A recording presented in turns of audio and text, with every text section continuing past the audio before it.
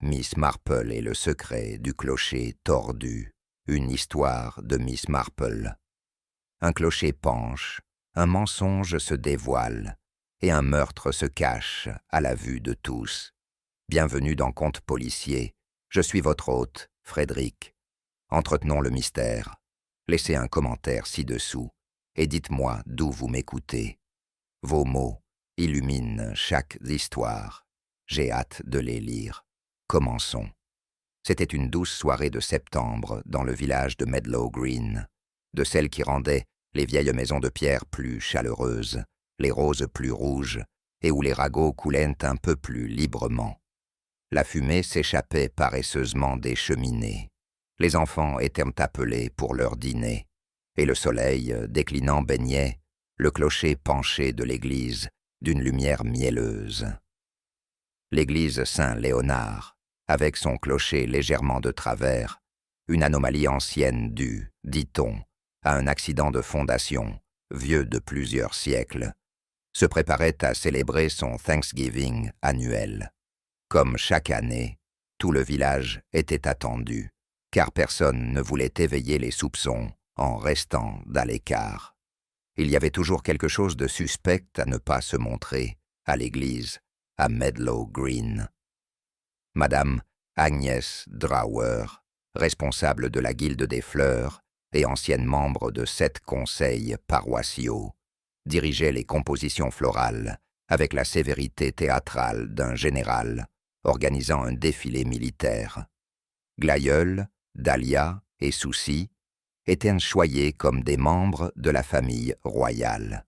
« Non, Ivy, pas là. Tu crois que c'est une fête de village? C'est la maison de Dieu. » aboya-t-elle à la timide jeune assistante, Ivy Larch. Quelques bancs plus loin, le révérend Henry Pottle discutait tranquillement avec M. George Felstone, gardien de l'église et sonneur de cloches de longue date. Felstone était un homme nerveux, aux yeux pâles, d'un tempérament tantôt taciturne, tantôt aigri. Ce soir-là, cependant, il semblait inhabituellement mal à l'aise. « Tu es sûr du carillon, George ?» Ça sonnait plutôt bizarre, tout à l'heure. « Juste la corde, vicaire. Un peu raide à cause de l'humidité de la nuit dernière. Je vais la graisser correctement demain. » La voix de Felstone était basse, mais ferme. Le vicaire hocha la tête, sans toutefois être totalement rassuré. La vieille cloche était en service depuis plus de 100 ans. Medlow Green était peut-être petite, mais ses traditions étaient tenaces, et rien ne m'inquiétait plus qu'un objet légèrement détraqué. Dehors, une petite foule s'était rassemblée devant le portail de l'église. Madame Waverton racontait à qui voulait l'entendre les récents troubles digestifs de son chien, tandis que M. Templeton, l'instituteur à la retraite, attendait, les bras croisés, le visage impassible. Les enfants riaient et s'agitaient sous l'œil attentif de Madame Gillyweed, qui avait apporté ses fameuses tartes aux prunes à partager après la messe. Et juste à ce moment-là, comme un chat se faufilant dans les hautes herbes, Miss Jane Marple est arrivée, vêtue d'un cardigan vieux rose et d'un modeste chapeau à une seule plume. Elle se déplaçait avec sa dignité tranquille, habituelle. On l'accueillit poliment, mais sans enthousiasme. Miss Marple était appréciée, certes, mais avec une certaine prudence. Les gens sentaient qu'il y avait peu de choses dans leur vie qu'elles n'avaient déjà déduites d'un simple coup d'œil à leurs chaussures ou d'une hésitation dans leur voix. À l'intérieur de l'église, Miss Marple s'assit 3 rangs plus loin, comme toujours. De là, elle pouvait observer sans être observée.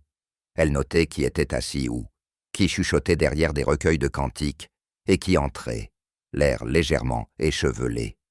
Ces détails, apparemment sans importance, s'imprimèrent dans son esprit, comme des points de broderie, les uns après les autres, formant un motif temporel.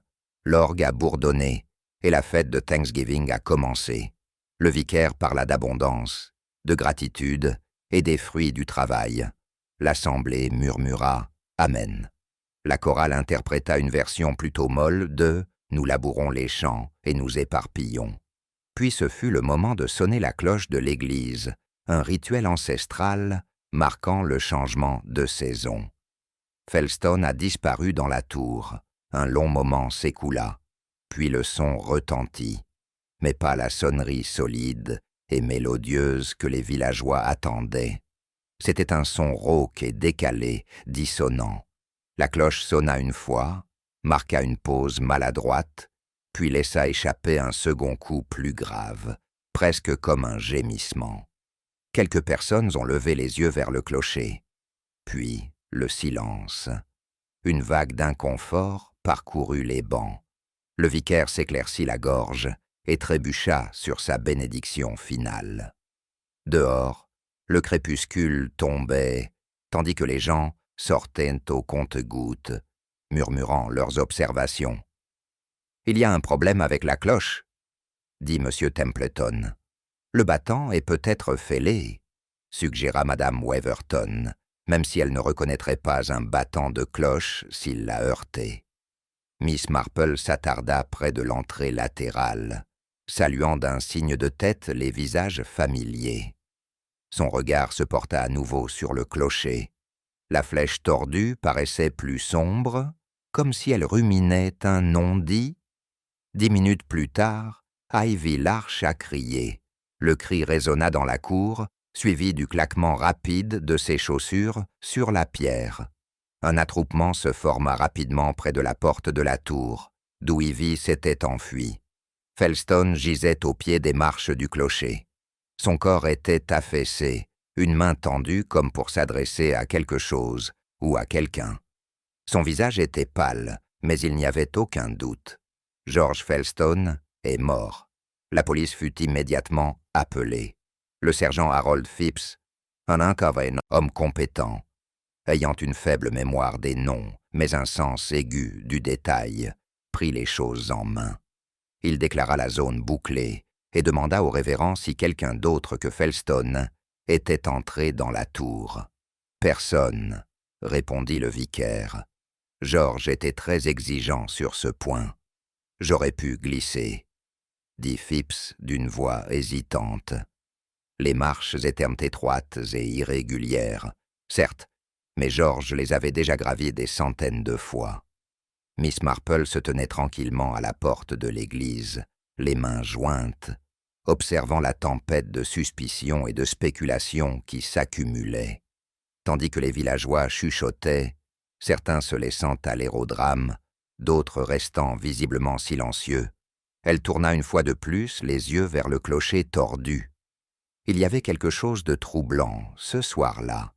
Son inclinaison était un peu plus prononcée. Son ombre s'étendait un peu plus longtemps sur le verre. Non, pensa-t-elle, ce n'était pas un accident. L'action de grâce des récoltes ne s'est pas terminée par la gratitude, mais par la mort. Et la mort, comme Miss Marple le savait trop bien, était rarement aussi simple qu'elle le paraissait au premier abord. Le lendemain de la mort de George Felston, le ciel était couvert et le silence régnait sur Medlow Green, tel que même les alouettes ne parvenaient pas à le rompre. Le silence des cloches de l'église a toujours marqué la vie du village d'une douce continuité.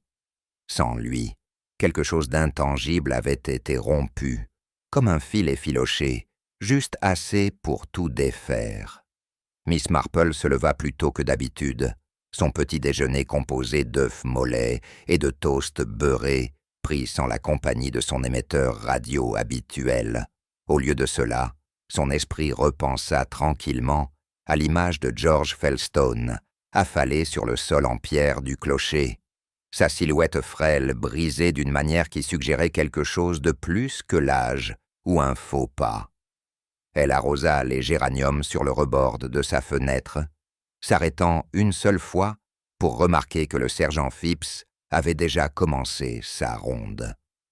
Elle aperçut sa casquette familière en tweed qui flottait devant le bureau de poste, puis ralentit lorsqu'il fut interpellé par Agnès Drawer en personne. Le village était, comme toujours, une symphonie de routine, mais ce jour-là, il jouait en mineur. Les boulangères échangeaient leurs banalités habituelles à voix basse. Le laitier s'attarda encore un peu sur sa route, avide de bribes de nouvelles. Et au Lichgott, une charmante arche de pierre patinée marquait l'entrée du cimetière. Des groupes de villageois se tenaient là, non pas en signe de révérence, mais dans une spéculation silencieuse. « Le cœur a lâché, c'est ce que j'ai entendu », murmura Madame Yarrow, la femme du boucher, à son ami Hetty Prim. Il était nerveux, mais un homme de son âge ne peut pas gravir toutes les marches. « Je n'ai rien sur le cœur », répondit Hetty, qui avait suivi un cours de premier secours à Eastbourne et se prenait pour une experte médicale. « Tu as vu sa main ? On aurait dit qu'il cherchait quelque chose, ou quelqu'un. » Miss Marple, qui avait choisi ce moment particulier pour s'arrêter près de la porte, sourit doucement. « Les gens tendent souvent la main instinctivement lorsqu'ils tombent », a-t-elle expliqué. « C'est une réaction naturelle. Bien sûr, il est tout à fait possible qu'il ait vu quelque chose ou quelqu'un avant qu'il ne perde pied. » Les deux femmes se tournèrent vers elle avec le genre de respect prudent, réservé à une dame capable de discuter à la fois de motifs de broderie et d'empoisonnement à l'arsenic avec la même aisance. « Mais pauvre George », ajouta Hetty. C'était un personnage étrange, mais fidèle à l'église. Il ne manquait jamais un dimanche. Il maintenait la cloche en état de marche quand personne d'autre ne pouvait même enfiler la corde. « En effet, » dit doucement Miss Marple, « et un tel travail exige de la précision, de l'équilibre, de la mémoire. Ce n'est pas le genre de tâche qu'on bâcle soudainement après des décennies de maîtrise, n'est-ce pas ? » Les femmes se turent. Plus tard dans la journée, la salle des fêtes a accueilli une réunion d'urgence du conseil paroissial, officiellement pour discuter du tragique incident, mais plus précisément pour attiser les soupçons. Madame Agnès Drawer, présidente par intérim, a pris la parole, l'air sévère, mêlant tristesse et détermination. « Avant tout », commença-t-elle en lissant le papier devant elle, bien qu'il fût entièrement vierge, « nous devions respecter la mémoire de George Fellstone. C'était un homme humble, mais au service considérable. Sa disparition a laissé un vide indéniable dans notre famille ecclésiale. » L'accord murmuré qui suivit était respectueux, bien que tempéré par la curiosité. Agnès poursuivit. « Jusqu'à nouvel ordre, toutes les activités liées aux cloches sont suspendues. Le clocher sera fermé. Et je crains que le goûter des moissons prévu jeudi ne soit reporté. » Un soupir collectif parcourut la pièce, davantage dû à la déception qu'au chagrin. « Y a-t-il eu une nouvelle officielle ?» demanda M. Templeton depuis l'arrière. « Que dit le coroner ?»« Rien de définitif, » dit Agnès. « Cependant, le sergent Phipps mène une enquête. Cela pourrait prendre plusieurs jours. » À ces mots, plusieurs têtes se tournèrent discrètement, bien sûr, vers Miss Marple, assise près de la fenêtre, en train de tricoter. Elle ne dit rien, mais ses aiguilles claquaient doucement, rythmiquement, comme des gouttes de pluie lointaines sur un toit en tôle. Après la réunion, alors que les gens sortaient par deux ou trois, Agnès a rejoint Miss Marple près de l'urne à thé. « Tu ne penses pas que c'était un acte criminel, n'est-ce pas, Jane ?» Miss Marple regarda par-dessus ses lunettes, son expression pensive. « Eh bien, Agnès, je pense qu'il est trop tôt pour le dire. Mais il faut admettre que c'est curieux. George avait beaucoup d'opinions, n'est-ce pas?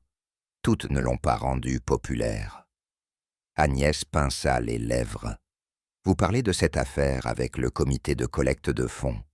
C'était réglé il y a des semaines. » Miss Marple sourit avec bienveillance. « Je crois que vous étiez dans des camps opposés. » Agnès renifla. Il était convaincu que remplacer la corde de la cloche était plus important que de nouveaux recueils de cantiques. Il prétendait que la corde était usée par endroits, mais quand je l'ai examinée moi-même, elle semblait parfaitement utilisable. « Peut-être qu'il savait quelque chose que vous ignoriez, » murmura Miss Marple. Agnès cligna des yeux. Comme ça, mais Miss Marple rassembla simplement ses affaires et offrit un vague signe de tête courtois. Dehors, l'ambiance à Medlow Green avait encore changé. Ce n'était pas vraiment du deuil, ni de la peur. C'était une incertitude plus pesante, de celle qui pousse les gens à se méfier de leurs habitudes.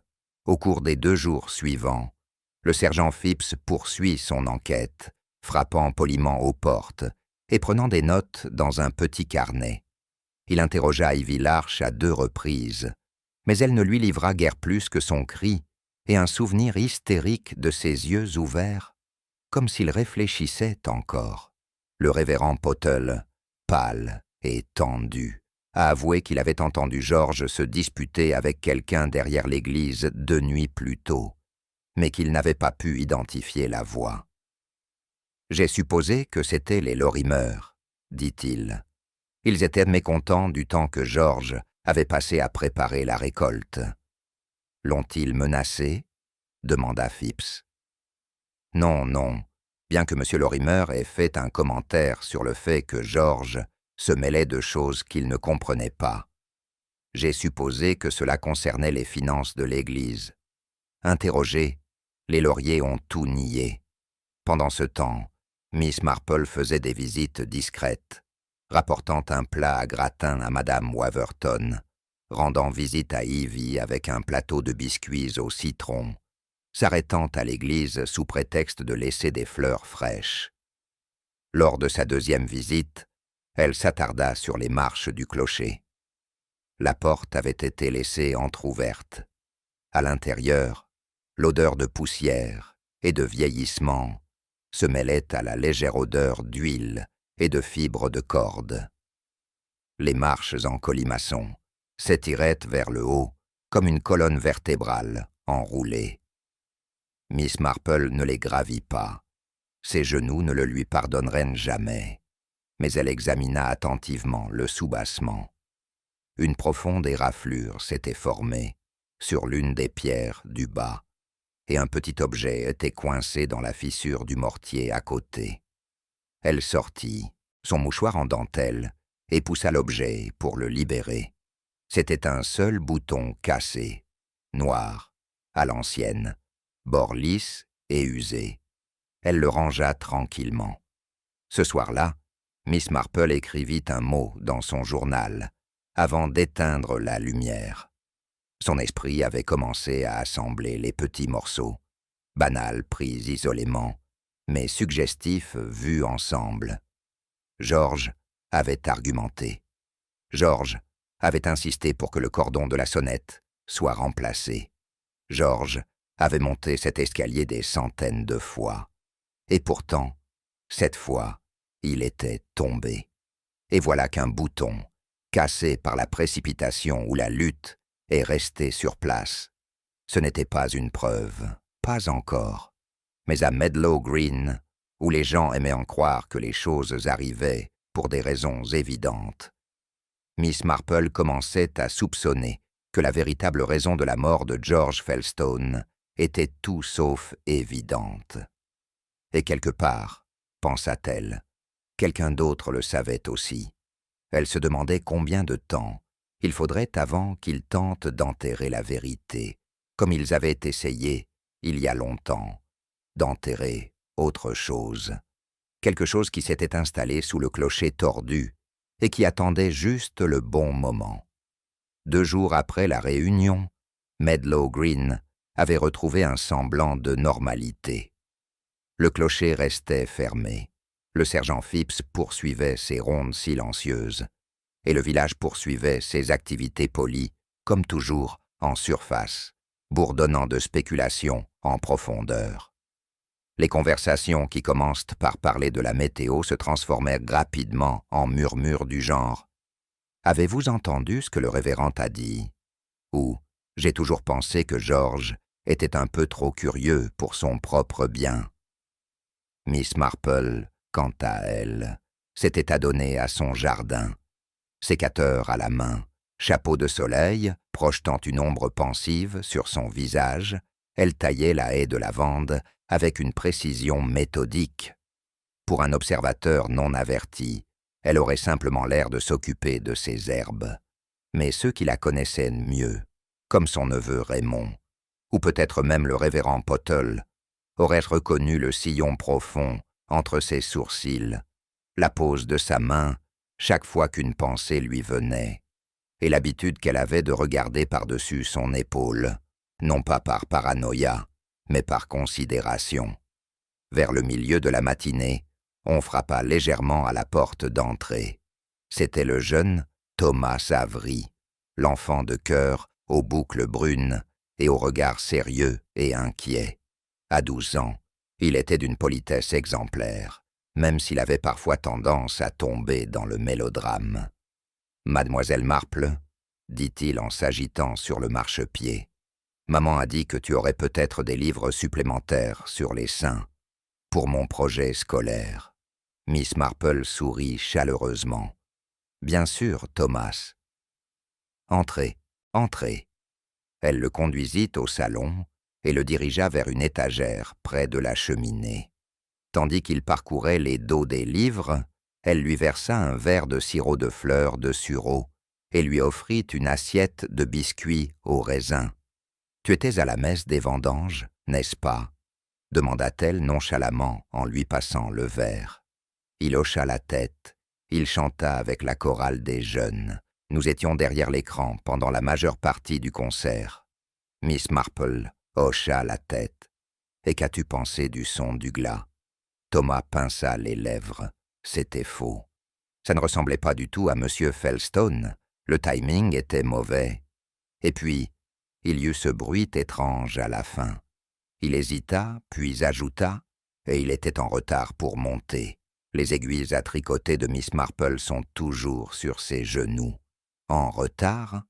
Thomas semblait mal à l'aise. Il montait toujours au clocher, juste avant que le vicaire ne commence la bénédiction finale. Mais cette fois, il n'était pas là. J'ai jeté un coup d'œil, voyez-vous, par la porte de la sacristie. Juste un petit coup d'œil. J'ai pensé qu'il était peut-être malade, et lui l'était-il. Thomas déglutit difficilement. Non, il parlait à quelqu'un. Miss Marple posa doucement sa tasse. Quelqu'un. Thomas hocha de nouveau la tête, son regard se portant sur l'assiette de biscuits. Un homme. Je ne voyais pas son visage. Ils étaient juste au fond de l'église, près du placard de nettoyage. Monsieur Felstone avait l'air contrarié. Il secouait la tête sans cesse. L'autre homme lui attrapa le bras à un moment donné. Et puis j'ai entendu la dernière prière du vicaire commencer, et j'ai couru vers le chœur. Il hésite. Je n'y ai pas prêté attention jusqu'à ce qu'il tombe. Miss Marple prit une profonde inspiration et tendit la main pour tapoter celle du garçon. « Tu as bien fait de me le dire, Thomas, et je te trouve très courageux. » Ses épaules s'affaissèrent de soulagement. « Pensez-vous que quelqu'un lui a fait du mal ?» Miss Marple hocha lentement la tête. « Je pense que quelqu'un lui a peut-être donné le choix. Et il a fait le mauvais choix. » Après le départ de Thomas, elle retourne la question dans sa tête comme une pierre dans sa paume. George avait été confronté quelques instants avant son ascension. Il avait été secoué, peut-être même menacé, et pourtant, il avait quand même gravi les marches. Pas par habitude, donc, par devoir, ni par peur. Elle ouvrit le tiroir de son bureau et plaça le bouton noir à côté de ses lunettes. Il n'en paraissait pas moins ordinaire, mais son poids, dans l'histoire, commençait à grandir. En début d'après-midi, Miss Marple avait décidé de sa prochaine visite. Les Lorimer vivaient à la lisière du village, dans une maison de pierre respectable mais perpétuellement humide, cernée de lierre et d'amertume. Monsieur Lorimer avait été un avocat prometteur à Market Wetherby avant qu'un investissement raté et un scandale concernant le testament d'un client ne l'obligent à mener une vie plus tranquille à Medlow Green. Son épouse, Margaret, était une femme aux lèvres fines, d'un naturel soupçonneux et dotée d'un talent remarquable pour la broderie, qui n'avait d'égal que son talent pour le ressentiment. Miss Marple est arrivée avec un pot de confiture de groseille maison. « Comme c'est gentil », dit Margaret d'un ton qui suggérait plus de la méfiance que de la gratitude. « J'imagine que vous faites votre tournée habituelle. »« Oh, je pensais à toi pendant que je mettais en bouteille, » dit Miss Marple d'un ton léger. « Tu avais toujours un faible pour les conserves piquantes. » Monsieur Lorimer apparut dans l'arrière-salle, paraissant plus âgé que ses 61 ans et considérablement plus fatigué. « Jane, » dit-il avec un sourire forcé, « qu'est-ce qui amène le détective de Seine, Mary Mead, jusqu'à notre porte ?»« Curiosité futile, j'en ai peur, » répondit-elle. « J'espérais que vous pourriez clarifier un point. » Il se raidit, et Margaret posa ses mains sur ses hanches. « J'ai entendu dire, » continua doucement Miss Marple, « que vous aviez eu des maux avec le pauvre Monsieur Felstone peu de temps avant son accident. »« C'est une exagération, » a dit trop vite Monsieur Lorimer. Il s'agissait d'un simple désaccord sur les fonds du comité. Il insistait beaucoup sur le fait que le cordon de la cloche devait être remplacé, dit Miss Marple, en observant son expression. A-t-il dit « Pourquoi ?» Margaret a simplement rétorqué qu'il avait trouvé des dommages aux fibres. Mais nous l'avons examiné. Il n'y avait aucune trace d'usure visible. C était dramatique, comme d'habitude. Miss Marple les regarda tour à tour. D'après mon expérience, il n'était pas du genre à exagérer. Il était prudent. Peut-être avait-il trouvé quelque chose dans le clocher qu'il n'était pas censé trouver. Monsieur Lorimer se hérissa. « C'est un sacré pas en avant, Miss Marple. » Elle sourit gentiment. « Tout est un saut jusqu'à ce qu'on atterrisse, Monsieur Lorimer. » Elle prit congé peu après, sans plus de certitude quant à leur implication, mais avec un soupçon confirmé. Ils cachaient quelque chose. Et ce n'était pas du chagrin.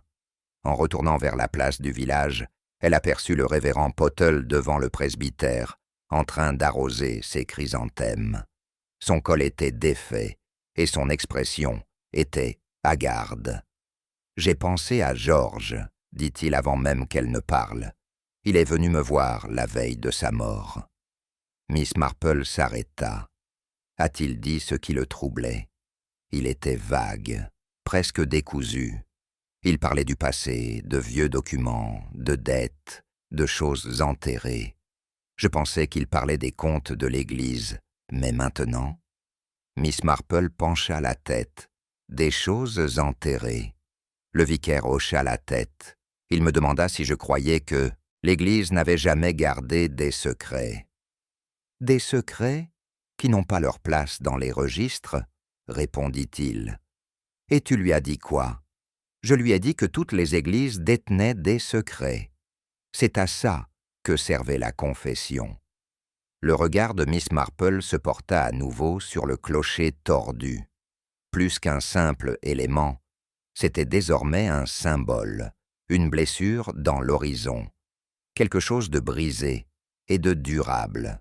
Plus tard, dans la soirée, de retour à son chalet, elle ouvrit son carnet et commença une nouvelle page. George a affronté l'église avant que la cloche ne sonne. Bouton trouvé au pied de l'escalier, noir, usé. Défensive de Lorimers. Motif inconnu. Le révérend confirme les avertissements cryptiques de George. L'enfant de cœur a vu un homme se disputer avec George. Identité inconnue. Elle a entouré le dernier point 2 fois, puis l'a souligné. Quelqu'un avait quelque chose à perdre. George savait ce que c'était. Et la chute de la tour avait été plus qu'une simple chute tragique. Le clocher tordu, pensa Miss Marple, était resté de travers pendant un siècle. Mais maintenant, il pointait comme un doigt accusateur. Et quelque part en dessous, enfoui au plus profond du cœur de pierre du village, la vérité attendait qu'elle la déterre. Le lendemain matin, une brise fraîche soufflait et un léger parfum de fumée de bois flottait dans Medlow Green. L'automne était arrivé pour de bon, parsemant le cimetière de feuilles dorées et bruissant les haies d'un murmure qui semblait résonner de secrets. Aux yeux des passants, le village apparaissait comme toujours charmant. Des enfants avec leurs cartables traînant derrière eux, des hommes s'occupant des plates-bandes et des femmes discutant de conserves et de carnets de rationnement par-dessus les haies. Mais sous la surface, un malaise commençait à se faire sentir. Miss Marple, assise à sa fenêtre avec un pot de lapsang souchong, le remarqua à la façon dont M. Templeton jetait un coup d'œil dans l'allée avant de poster une lettre, à la prudence avec laquelle Mme Gillywater observait Ivy Larch par-dessus ses lunettes devant l'épicerie, et surtout au fait que Margaret Lorimer, habituellement la première à inspecter le courrier du matin, n'était pas sortie du tout. À 10 heures, Miss Marple a pris sa décision. Il y avait une corde à tirer, et elle savait exactement où elle se trouvait. L'église Saint-Léonard, désormais fermée à tous, sauf au clergé et aux enquêteurs, demeurait le cœur silencieux du mystère.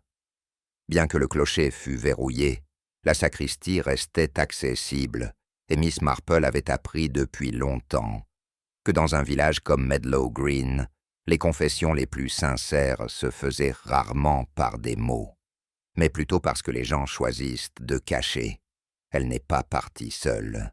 Miss Marple était allée voir le révérend Pottle ce matin-là avec une thermos de thé chaud et 2 tartelettes à la confiture, une recette dont il avait autrefois vanté les mérites après un pique-nique à l'église.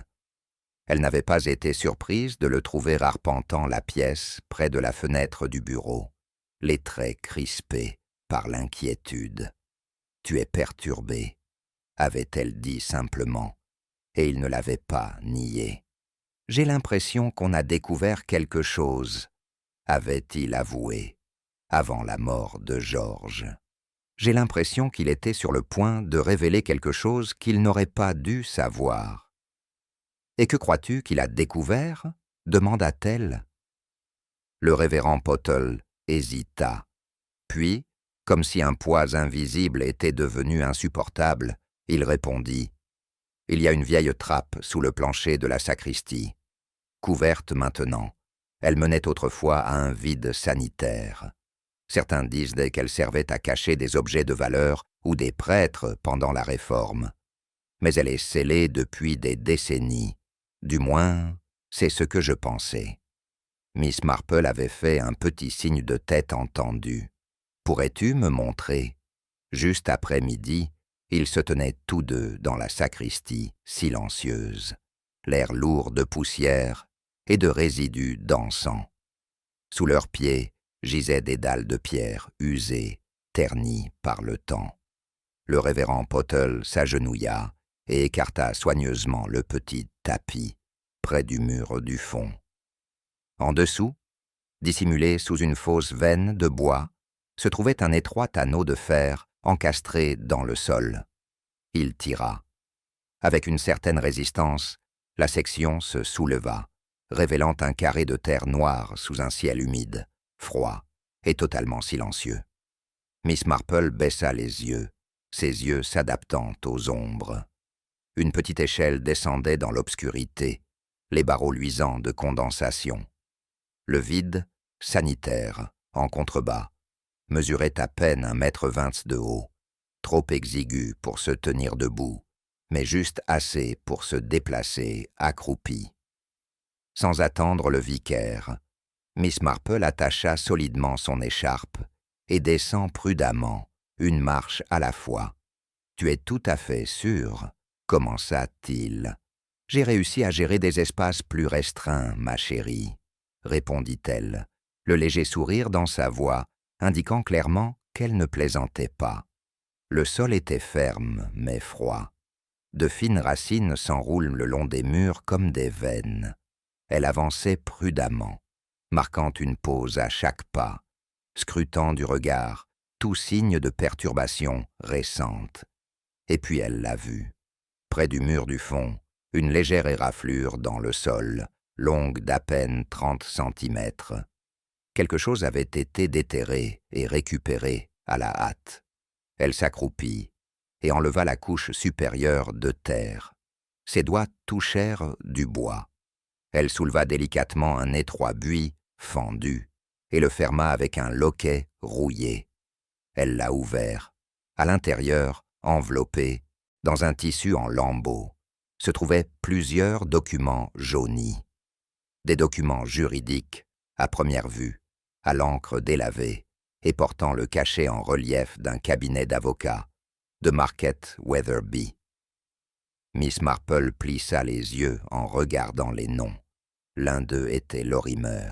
Elle remonta dans la sacristie sans un mot, portant la boîte. Le révérend Pottle l'aida à dépoussiérer ses jupes. « Qu'est-ce qu'il y avait là-bas » demanda-t-il. « Pas un trésor » répondit-elle, « mais peut-être quelque chose de plus précieux comme motif. » Ils disposèrent les documents sur le bureau du vicaire, les ancrant au coin avec des recueils de cantiques. Le premier était un acte, daté de 1894, concernant une parcelle de terrain adjacente au cimetière. Le deuxième était un acte d'homologation. Et la troisième lettre, non signée, contenait des documents falsifiés, un testament contesté et un scandale étouffé par l'intervention d'une autorité ecclésiastique. « Je ne comprends pas, » dit le révérend Pottle. « Ce terrain a été donné à l'Église par la famille Bamip Bramley il y a des décennies. C'est maintenant l'ancien verger. » Miss Marple hocha lentement la tête.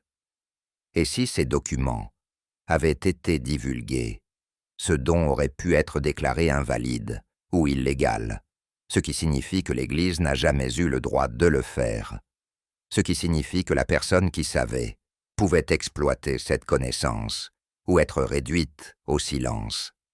Le révérend se rassit, stupéfait. « Je crois que George Felstone les a trouvés, » poursuivit Miss Marple. « Il a peut-être soupçonné quelque chose d'étrange dans les réparations du clocher. Peut-être a-t-il remarqué une tuile détachée, un courant d'air, un signe que cette trappe avait été récemment dérangée. Curieux comme il l'était et dévoué à cette église, il a enquêté.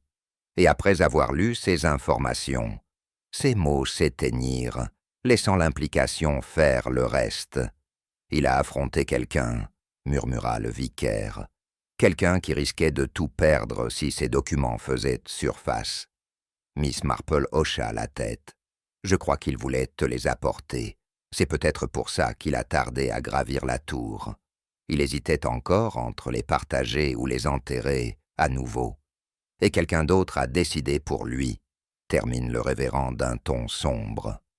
Il y eut alors un silence, celui qui emplissait les églises anciennes comme de l'encens. Finalement, Miss Marple plia soigneusement les documents et les glissa dans son sac à main. « Je vais les garder précieusement pour l'instant, » dit-elle, en attendant qu'on soit prêt. Cet après-midi-là, le village s'animait. Le facteur livrait son courrier. Madame Yarrow avait ses courtes pointes. Et les enfants, ayant entendu parler d'un trésor caché sous l'église, jouaient aux pirates dans la verdure. Personne ne remarqua que Margaret Lorimer se rendait seule, au clocher, arpentant la porte de la tour, le visage blême et agité. Et personne, à part Miss Marple, ne remarqua un nouveau visage dans le village ce soir-là. Un homme bien habillé avec un chapeau de ville et une mallette, qui s'arrêta au presbytère et repartit 10 minutes plus tard, les lèvres fines et les yeux plissés. De retour à son chalet, Miss Marple ajoute une autre note à son registre croissant de pensées. Vide sanitaire sous sacristie, utilisé récemment. Les documents indiquent un conflit foncier et une possible fraude. Loris connecté. George a probablement découvert des disques. Confrontation, puis mort. Une partie extérieure arrive, peut-être légale. Elle a souligné le dernier point. Le cercle se resserrait. Le mobile émergeait comme une aube lente. Et bientôt, pensa-t-elle, quelqu'un se rendrait compte que Miss Marple en savait trop. Elle éteignit sa lampe et tira le rideau. À l'extérieur, le clocher tordu se penchait sur le village, comme il l'avait toujours fait. Seulement maintenant, il ne pointait plus vers le ciel, mais vers le jugement. Le lendemain commença sous un ciel couvert, et une odeur de pluie à l'horizon, même si pas une goutte n'était encore tombée. À Medlow Green, les nuages semblaient s'amonceler non seulement sur les toits, mais aussi dans le cœur des habitants. Malgré ses paisibles maisonnettes en pierre et ses haies fleuries, le village avait commencé à se taire et à fermer ses volets un peu plus tôt chaque soir. La nouvelle de l'homme au chapeau de ville s'était répandue. Peu de gens l'avaient vu, mais ceux qui l'avaient décrit avec une grande délectation, il marchait comme un Londonien, affirmait Madame Gillyweed. Trop soigné pour être le cousin de qui que ce soit, murmurait M. Templeton. Même Ivy Larch murmurait qu'il avait porté une mallette du genre de celle qu'on voit dans les feuilletons télévisés. Miss Marple, cependant, n'était pas du genre à se fier aux murmures. Elle avait appris depuis longtemps que les véritables révélations ne venaient pas de ce que les gens disaient, mais de ce qu'ils s'efforçaient de taire. À 11 heures, elle avait organisé un thé improvisé dans son chalet avec le révérend Pottle, après avoir préparé un gâteau éponge avec un soupçon de citron, suffisant pour adoucir les nerfs, mais pas trop adoucir la vérité. Le révérend Pottle arrive pile à l'heure, l'air encore plus fatigué que la veille. Il tenait son chapeau à 2 mains, tel un confesseur. « J'ai reçu une lettre ce matin », a-t-il dit avant même de s'asseoir, du bureau juridique du diocèse. Miss Marple versa le thé et haussa les sourcils avec une patience exercée. Ils ont été contactés par un avocat, maître Hugh Marston, de Market Wetherby. Il représenterait apparemment un groupe ayant des droits historiques potentiels sur des terres autrefois considérées comme appartenant à la famille Bramley. Les yeux de Miss Marple pétillèrent légèrement. Serait-ce le verger? Oui, soupira-t-il. Ils ne formulent pas de déclaration officielle, pas encore. Mais ils ont demandé l'accès aux archives de l'Église et ont demandé si des documents récents étaient apparus qui pourraient étayer ou contredire leur affirmation. Miss Marple lui a offert une tranche d'éponge. « Et qu'as-tu dit ?» Je leur ai dit que les archives n'avaient pas été modifiées depuis 1932, ce qui n'était pas tout à fait un mensonge, observa-t-elle doucement. Non, admit-il, mais ce n'était pas tout à fait vrai non plus. Miss Marple hocha lentement la tête. Il semblerait que George Felstone ait découvert quelque chose de plus grand qu'il ne l'imaginait. Le révérend baissa les yeux. Je me demande si tout est lié.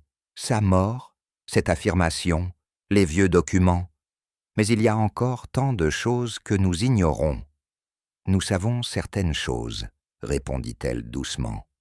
Nous savons que George était fidèle à cette église. Nous savons qu'il a trouvé ses papiers et qu'il se demandait quoi en faire. Nous savons que quelqu'un l'a rencontré le soir de sa mort. Quelqu'un qui ne voulait pas que ses papiers soient rendus publics. « Mais qui ?» demanda Pottle, exaspéré. « Qui irait jusqu'à ce point ?» Miss Marple sirota son thé avant de répondre. Quelqu'un qui risquait de perdre bien plus qu'un lopin de terre.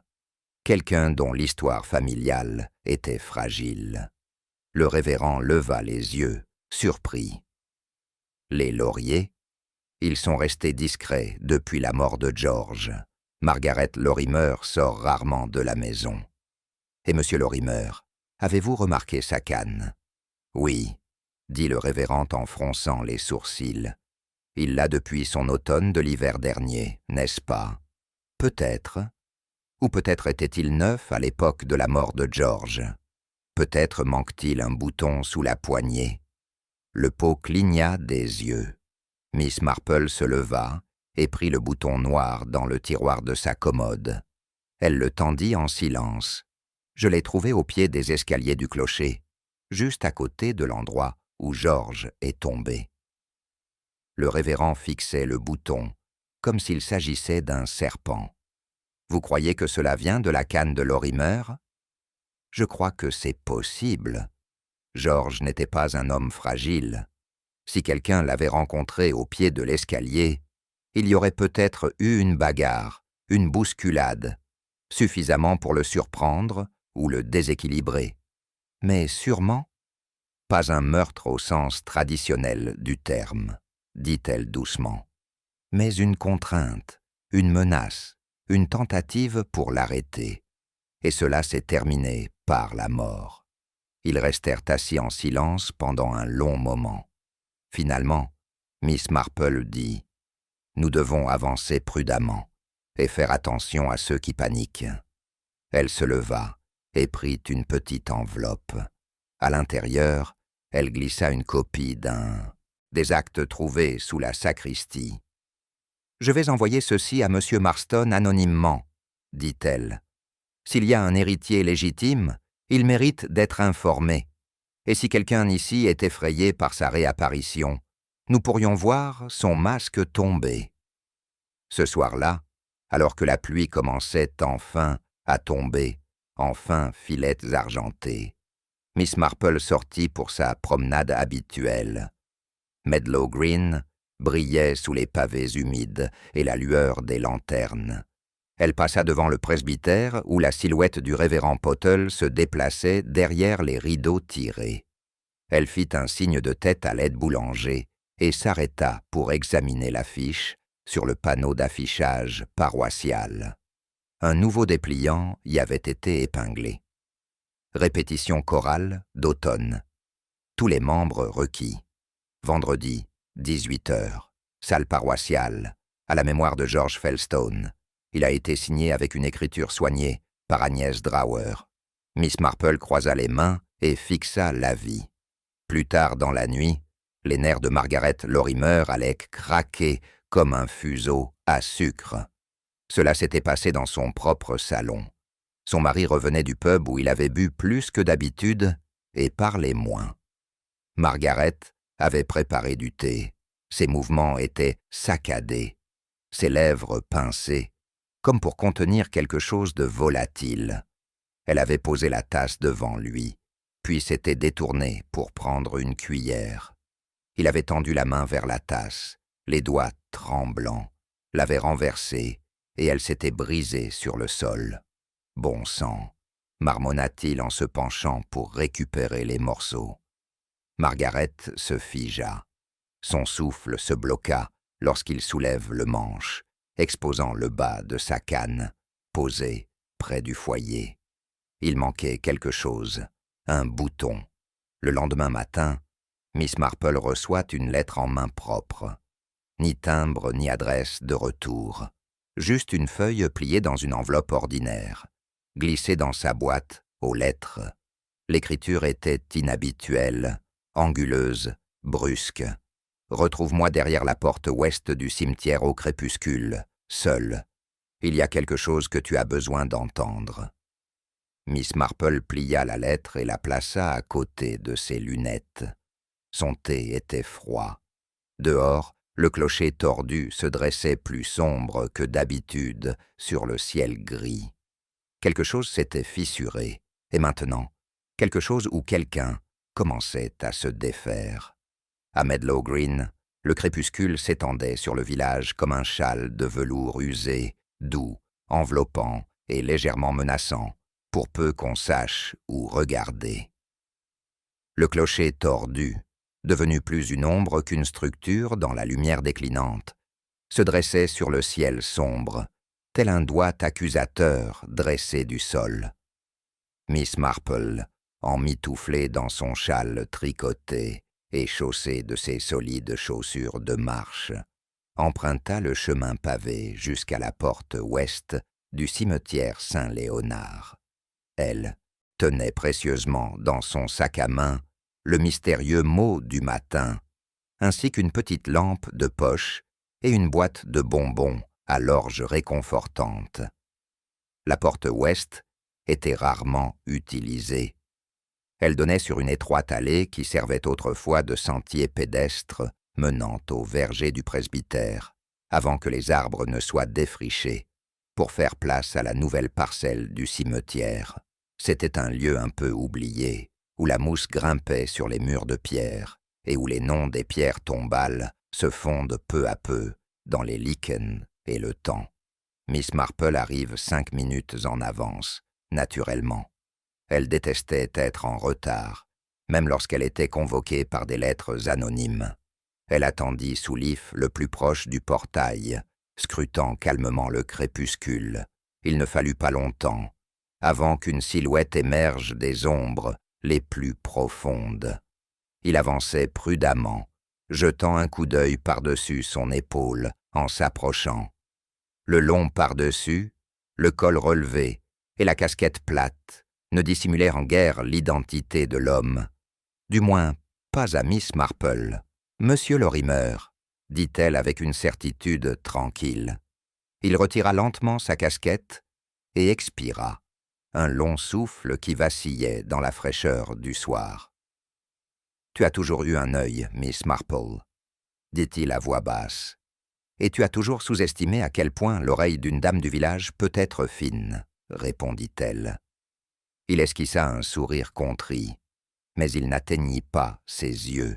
« Je ne vous ai pas fait venir pour échanger des compliments. »« Non, » dit-elle. « Je pense que tu en es arrivé au point où le silence est plus dangereux que la parole. » Il hocha la tête, puis il détourna le regard vers la partie la plus sombre du cimetière, où les tombes les plus anciennes étaient penchées et usées. « Je n'ai pas tué George, » dit-il finalement. « Je le jure. » Miss Marple pencha la tête. « Mais tu étais là, oui. » Sa voix tremblait. Ce soir-là, il avait envoyé un mot. Il disait avoir quelque chose à me montrer, quelque chose qu'il avait trouvé dans la sacristie. « Les documents, » dit doucement Miss Marple. « Oui, j'ai reconnu le sceau. L'entreprise de mon grand-oncle l'utilisait. Les transactions foncières, les testaments litigieux, tout. » Ses mains tremblaient légèrement.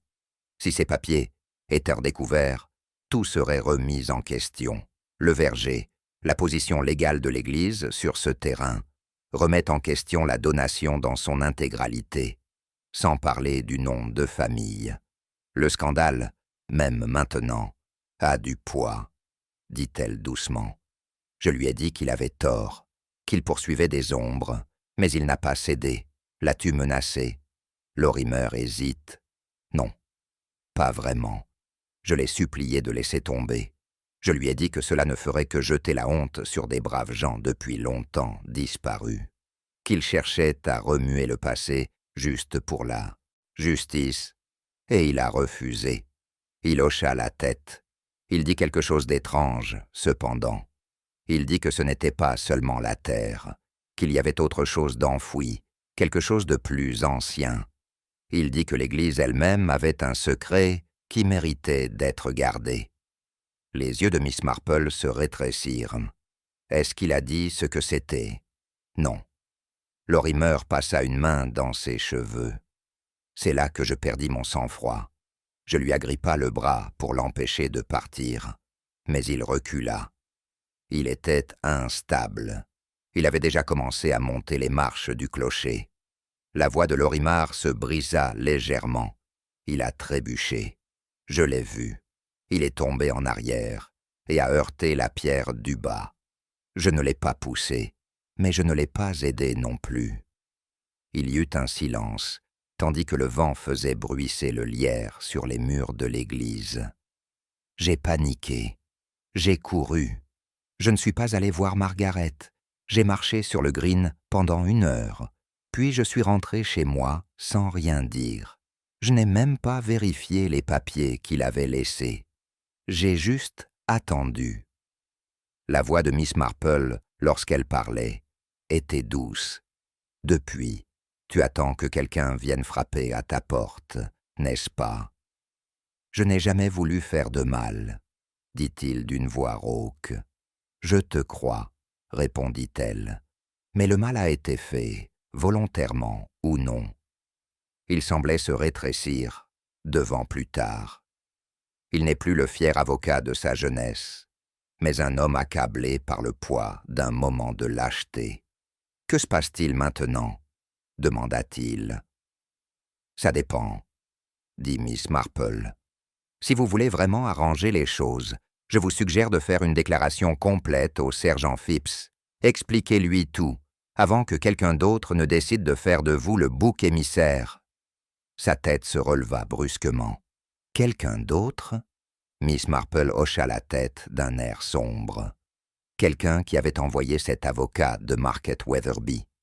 Quelqu'un qui savait que les documents existaient et qui voulait les récupérer ou les détruire. Il pâlit. Agnès Drawer. « Je n'ai pas dit ça, » répondit-elle calmement. « Mais je ne serais pas surpris qu'elle en sache plus, qu'elle ne le prétendait. George lui avait peut-être confié qu'elle était, après tout, la présidente du comité de l'Église. Si quelqu'un savait pour le vide sanitaire ou les anciennes concessions foncières, c'était bien elle. « Elle est ambitieuse, » murmura Lorimer. « Elle cherche toujours à s'élever. L'Église, le Conseil, les comités, tout est une échelle pour elle, et elle ne tolère aucun obstacle, » ajouta Miss Marple. L'insistance de George à préserver la structure originale du clocher a peut-être compromis ses projets de restauration, et sa connaissance des documents enfouis a peut-être compliqué ses intentions financières. Lorimer prit une grande inspiration. « Tu crois qu'elle tuerait pour ça ?»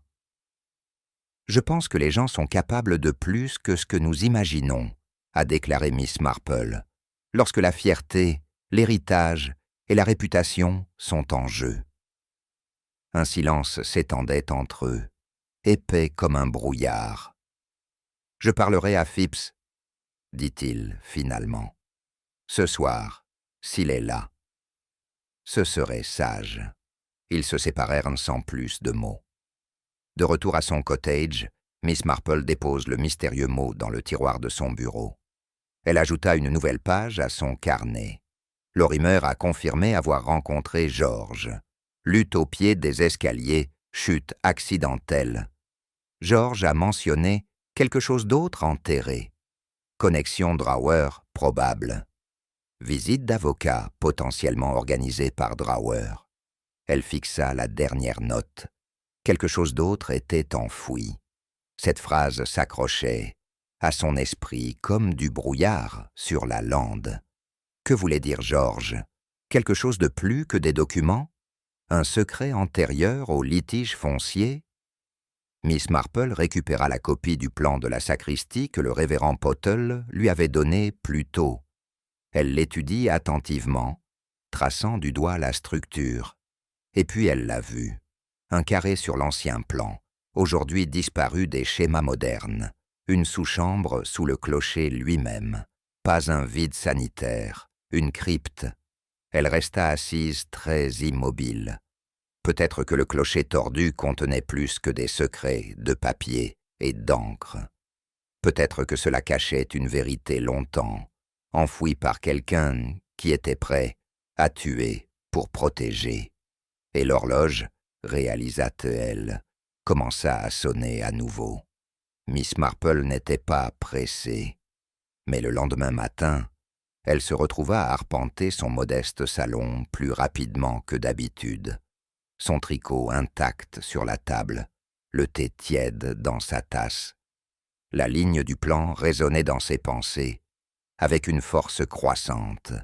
Une sous-chambre sous le clocher, une crypte, oubliée des cartes récentes, oubliée par le présent, peut-être, mais pas par le passé. Les implications étaient énormes. Si George Felstone était tombé sur autre chose que des documents juridiques, s'il avait découvert une chambre secrète sous l'église, alors les enjeux de sa mort auraient dépassé de loin les conflits fonciers et l'orgueil familial. Et si quelqu'un d'autre avait su qu'il s'approchait, cette même personne aurait peut-être veillé à ce qu'il ne révèle jamais ce qui se cachait en dessous. À 9h30, Miss Marple a pris sa décision. Elle enfila son pardessus et son chapeau, choisit son sac à main le plus solide, un avec une torche et un petit carnet déjà rangé à l'intérieur, et se dirigea vers le presbytère. Le révérend Pottle ouvrit la porte avec un air de curiosité lasse. « Déjà de retour ?» demanda-t-il en tentant un sourire. « J'en ai bien peur », répondit vivement Miss Marple. « Puis-je entrer ?» Elle expliqua ce qu'elle avait trouvé dans le plan, la référence à une sous-chambre non prévue dans le plan actuel de l'église. Tandis qu'elle parlait, les sourcils du révérend se froncèrent. « Une crypte sous le clocher » répéta-t-il. « Je n'ai jamais entendu parler d'une telle chose. Moi non plus, » dit Miss Marple. « Mais l'architecture d'origine suggère qu'il y avait autrefois quelque chose là, une sorte de chambre, carrée et suffisamment profonde pour justifier une trappe séparée. Peut-être était-elle scellée et oubliée, mais si Georges trouvait un point d'accès... » Elle n'a pas terminé la phrase. Le révérend Pottle regarda par la fenêtre vers le clocher, imposant. « Il y a un endroit que nous n'avons pas bien fouillé, » dit-il lentement. « Le grenier du clocher. La majeure partie est pourrie et dangereuse, mais si quelqu'un dissimulait une vieille trappe d'accès, ce serait cet endroit. » Miss Marple hocha la tête. « Alors, je pense qu'on devrait y jeter un œil. » Moins d'une heure plus tard, il se trouvait de nouveau au pied de la tour. Le soleil filtrait faiblement à travers les vitraux, projetant une lueur atténuée sur le sol de pierre. La poussière et le silence régnaient, un silence qui semblait trop délibéré. Avec effort, le révérend ouvrit la porte de la tour, sortant de sa poche un trousseau de clés anciennes. Les gonds s'ouvrirent en grinçant, libérant une légère odeur de moisi. Ils montèrent prudemment. L'escalier était étroit, sinueux, poli par des générations de pas. À mi-hauteur, l'air familier du temps laissa place à une odeur plus forte d'humidité et de pierre, et à quelque chose qui fit légèrement froncer le nez de Miss Marple. Elle ne dit rien, mais rangea l'information.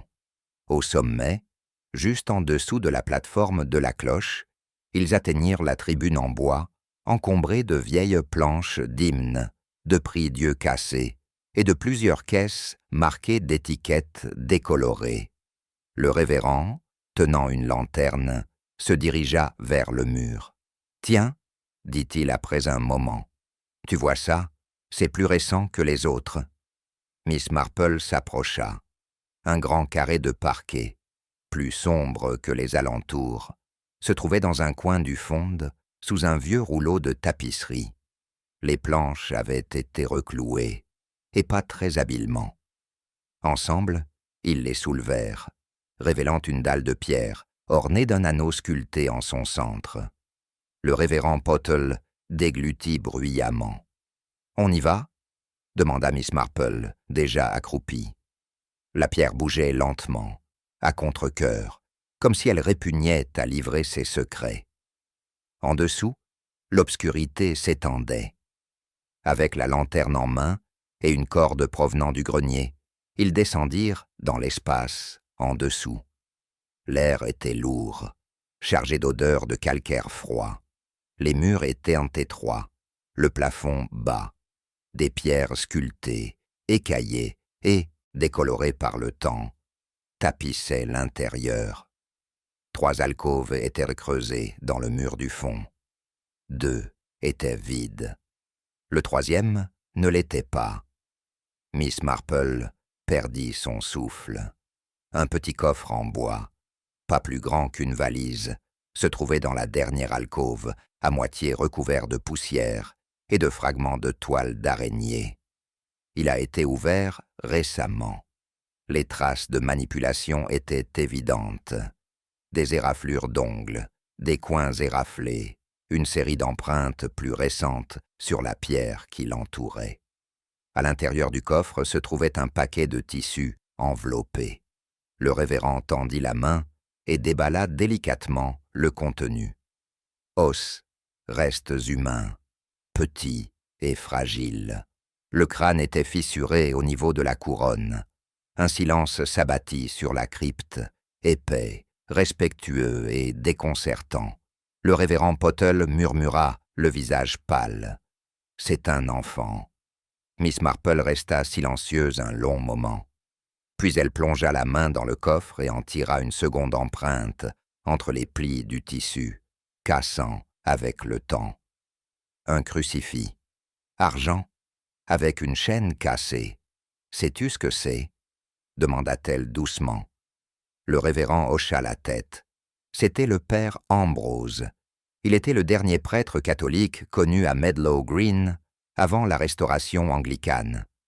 Miss Marple se tenait debout, son visage indéchiffrable. Et l'enfant. « Pas de traces, » dit-elle d'une voix faible. Mais si c'était un secret, crypté pendant la répression, il est possible. Ils ont enterré un secret ici, conclut Miss Marple. Un secret destiné à ne jamais être découvert. Et George l'avait trouvé. Elle passa légèrement sa main le long du mur de pierre, ses doigts se posant sur une sculpture, une rose, faible mais claire, symbole de la maison d'York, un symbole de dissimulation, de loyauté envers des choses enterrées, pour une raison précise. Ils remontèrent au grenier en silence. Une fois à l'extérieur de la tour, le révérend Pottle verrouilla la porte et se tourne vers elle, visiblement secoué. Que faire? La réponse de Miss Marple fut calme, mais décisive. Nous signalons la découverte à l'autorité historique compétente et nous en informons immédiatement le sergent Phipps. Elle s'arrêta.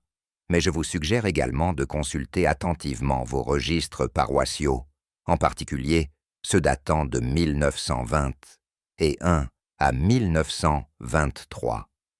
Quelqu'un d'autre a peut-être déjà découvert cette crypte il y a des décennies, et quelqu'un d'autre a peut-être juré de la garder secrète. Cet après-midi-là, lorsque les autorités apprirent la découverte, le village vibra à nouveau d'une peur plus ancienne et plus froide. Le journal fut contacté.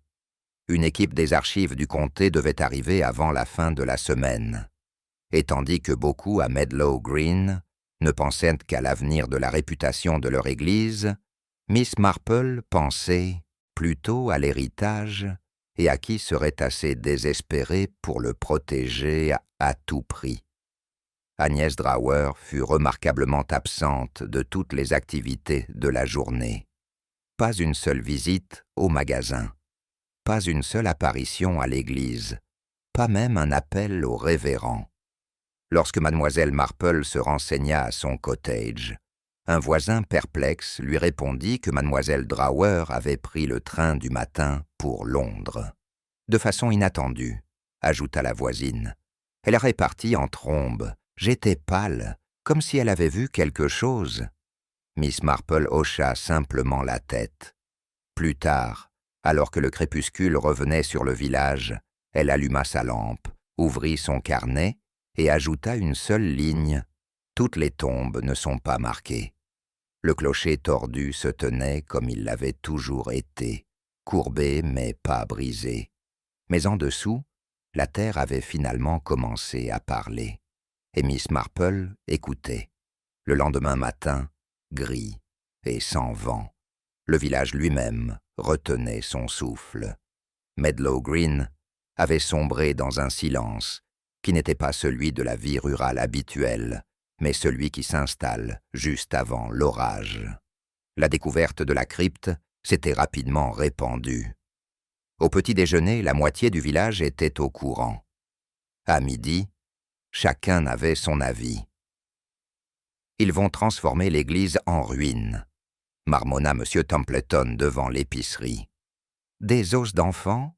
Que Dieu nous garde », murmura Madame Gillyweed en se signant 2 fois avant de disposer ses bouteilles de lait. Les murmures, pour une fois, n'avaient pas exagéré. Les autorités du service archéologique du comté arrivèrent peu après 10 heures, munis de leurs valises et de leurs carnets, marchant solennellement sous l'arche de Saint-Léonard, tels des porteurs de funérailles. Elles, recueillant les témoignages, bloquèrent la tour et commencent le lent travail d'examen de la crypte. Les experts médico-légaux de Weatherby arrivèrent peu après, photographiant les restes, époussetant l'alcôve environnante et prenant des notes précises sur la croix, le tissu et la rose sculptée. Le révérend Pottle resta muet, mais Miss Marple pouvait lire le poids sur son visage à chaque passage dans le cimetière. Il portait le chagrin du passé, désormais gravé dans ses os, scellé dans la pierre, et son poids était plus lourd que tous les sermons qu'il avait jamais prononcés. Miss Marple elle-même n'avait reçu aucune invitation à parler aux autorités, et elle n'en avait pas besoin. Sa présence près de l'église était aussi naturelle que du lierre sur une vieille brique. Elle savait que chaque mot prononcé serait pesé. Chaque regard, échangé entre les villageois, se lirait comme un vers. Mais son regard était rivé ailleurs, sur Agnès Drower, ou plutôt son absence. Le cottage de Mademoiselle Drower resta clos pour le 2e jour. Pas de lumière à la fenêtre, pas de bruissement de rideaux, aucun émouvement. Et personne, semblait-il, ne l'avait vu revenir de Londres. Miss Marple a rendu visite au chef de gare cet après-midi-là. « Mademoiselle Drower est-elle revenue de la ville hier ?» demanda-t-elle doucement, avec un sourire qui désarmait le plus évasif des hommes. Le chef de gare, M. Edgecombe, secoua la tête. « Elle est partie par le premier train, oui, mardi matin. Mais elle n'est pas revenue, je l'aurais vue. Et a-t-elle dit où elle allait ?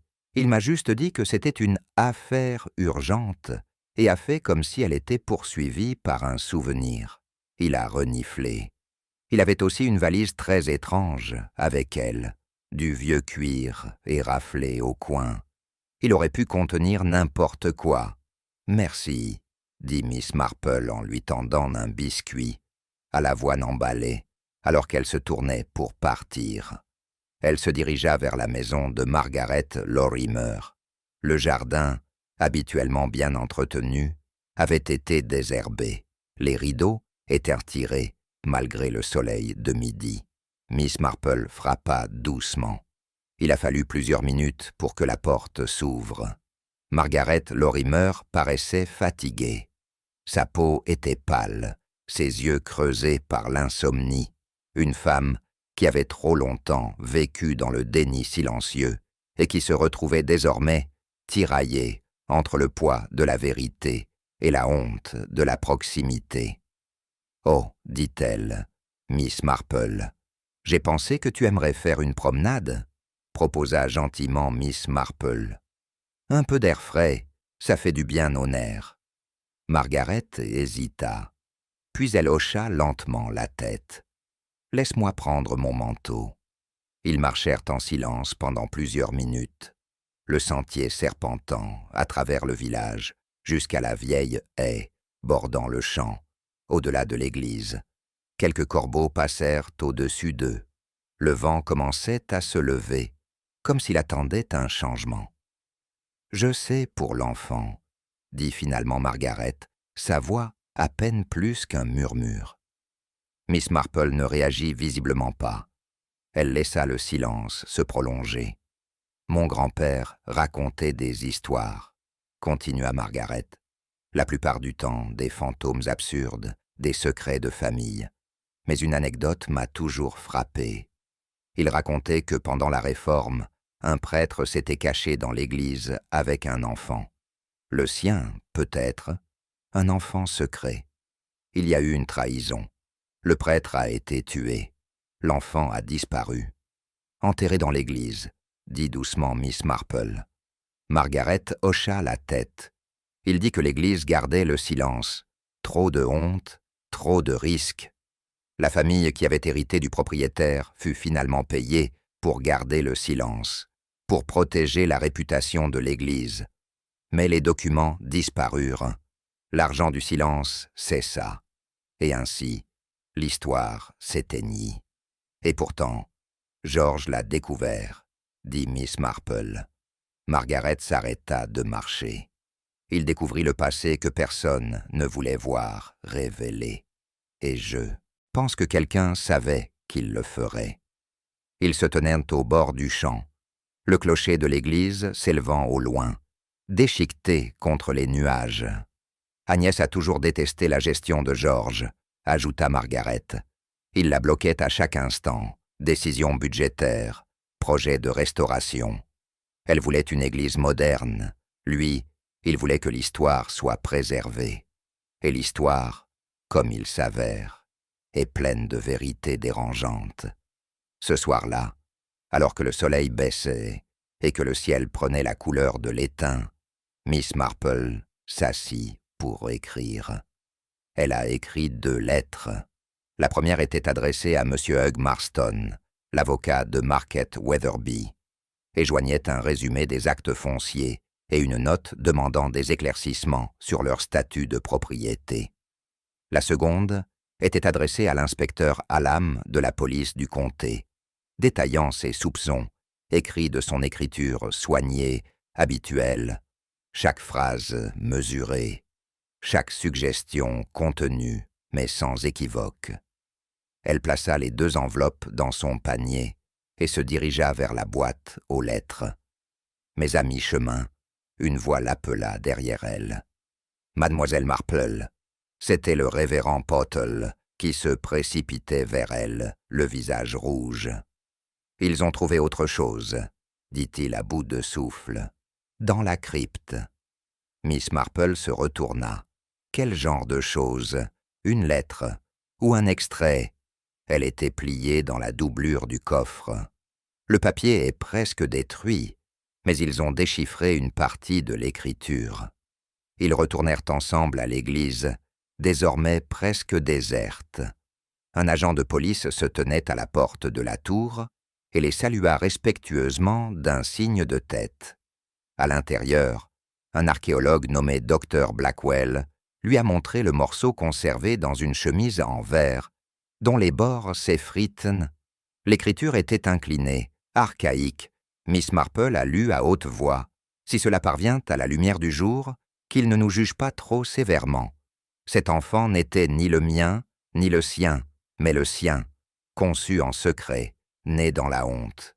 Nous avons enterré plus qu'un corps, nous avons enterré une trahison.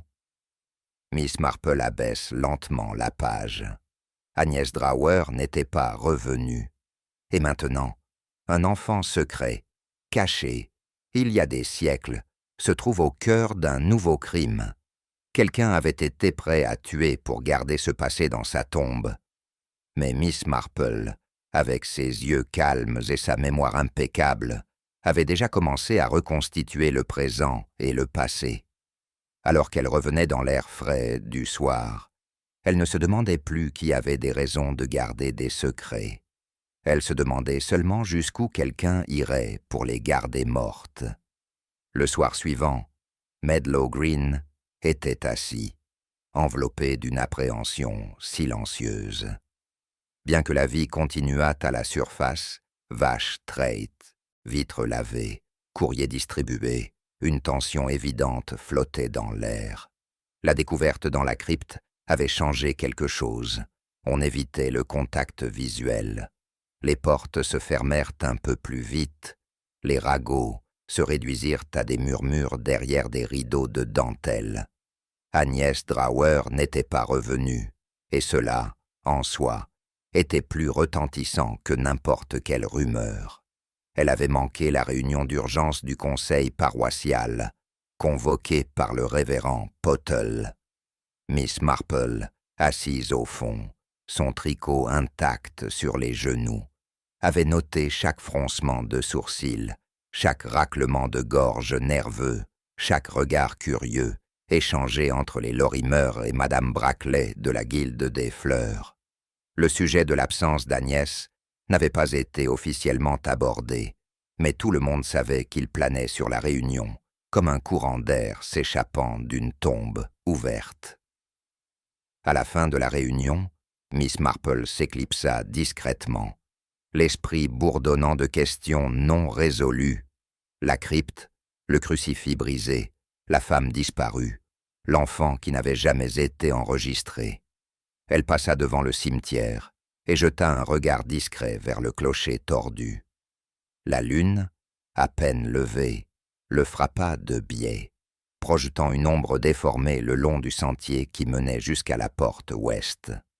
Elle a décidé de ne pas rentrer chez elle tout de suite. Au lieu de cela, elle suivit un flot de sentiments doux et persistants qui la tiraillaient depuis le matin. Elle s'engagea dans Mill Lane, les bottes douces sur le gravier, et passa devant le cottage Drauer sans s'arrêter. Ce mystère viendrait avec le temps. Elle continua son chemin, traversa le vieux pont et l'étroit bosquet, jusqu'à ce que la limite du domaine de Lorimer apparaisse. Une lumière vacillait à une fenêtre du haut. Aucun autre signe de mouvement. Elle s'approcha discrètement du portail arrière et entra avec le vieux loquet rouillé qu'elle avait vu le jeune Michael Lorimer utiliser des dizaines de fois, enfant. Elle frappa doucement à la porte latérale, sans attendre de réponse. Mais après un silence, la porte s'ouvrit en grinçant, et Margaret Lorimer se tenait sur le seuil, enveloppée dans un châle, le visage indéchiffrable à la lueur des bougies derrière elle. « Je pensais que tu viendrais, » dit-elle doucement. Miss Marple entra. Le couloir sentait légèrement la lavande, et une odeur de vieux bois ciré et de temps, peut-être. Ils étaient entassés dans le salon. Le feu était éteint, mais quelques bougies vacillaient sur la cheminée, plongeant la pièce dans un silence de sanctuaire oublié. Margaret versa du thé, sans demander son avis, et tendit une tasse à Miss Marple, les mains tremblantes. « Je crois que je le savais, » commença Margaret, la voix cassante. « Même avant les os, même avant la mort de George. »« Tu savais quoi, ma chère ?» demanda doucement Miss Marple. « Qu'Agnès démêle quelque chose d'ancien, quelque chose que notre famille avait contribué à enterrer.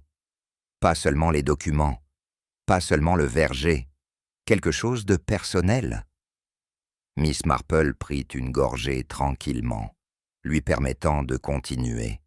Elle portait toujours ce petit carnet de cuir sur elle. Elle le gardait dans son sac à main ou sous son bras comme une relique. Je la voyais, griffonner dessus, pendant les répétitions de chorale, les réunions du conseil, et même le concours de fleurs. Toujours à écrire, à observer. Elle avait un don pour recueillir des secrets, vous savez. Certaines femmes le font, a convenu Miss Marple. Un soir, peu après le décès de George, je l'ai trouvée dans les archives.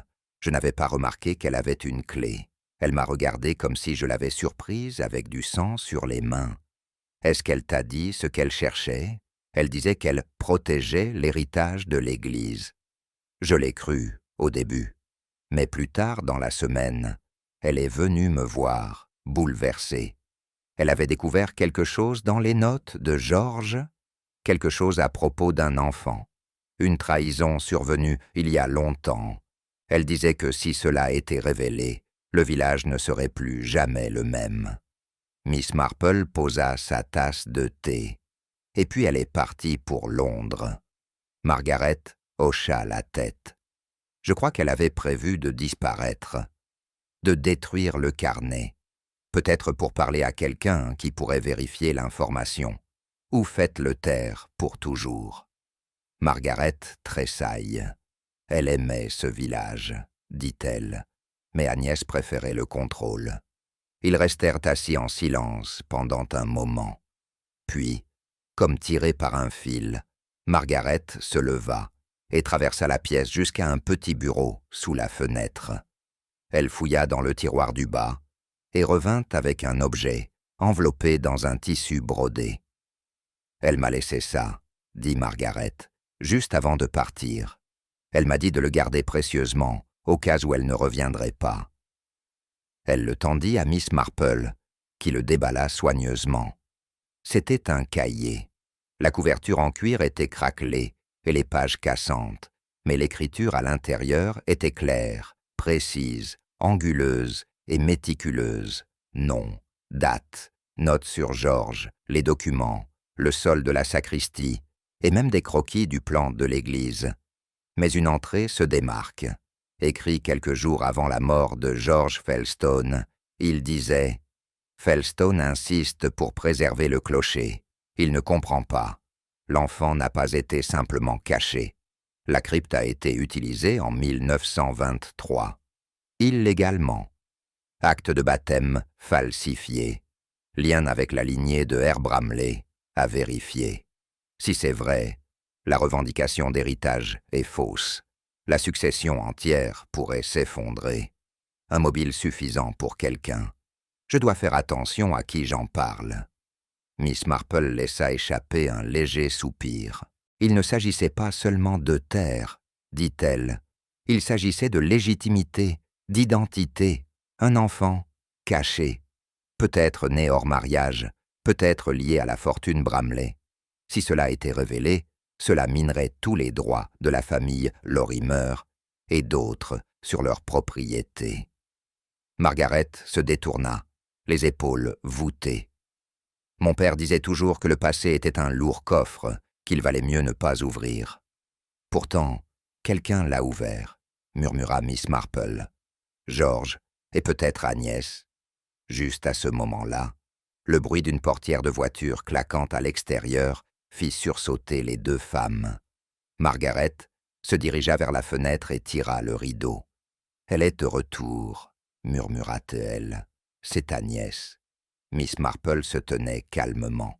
« Alors, je crois qu'il est temps de lui rendre visite. » Ils trouvèrent Agnès Drower dans son salon, le feu allumé, son manteau toujours sur elle.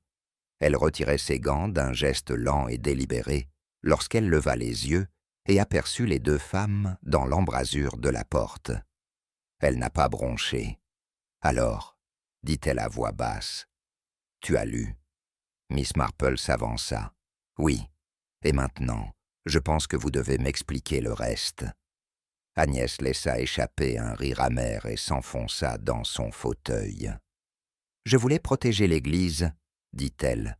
« Mais plus que cela, je voulais protéger ce qui restait de son honneur. Georges allait rendre la vérité publique. Il pensait que la vérité libérerait tout le monde.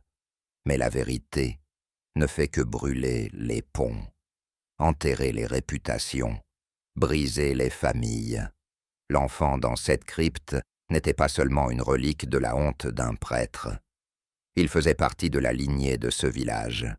Quelqu'un parmi les gens célèbres descend de cet enfant. » Elle regarda Margaret droit dans les yeux.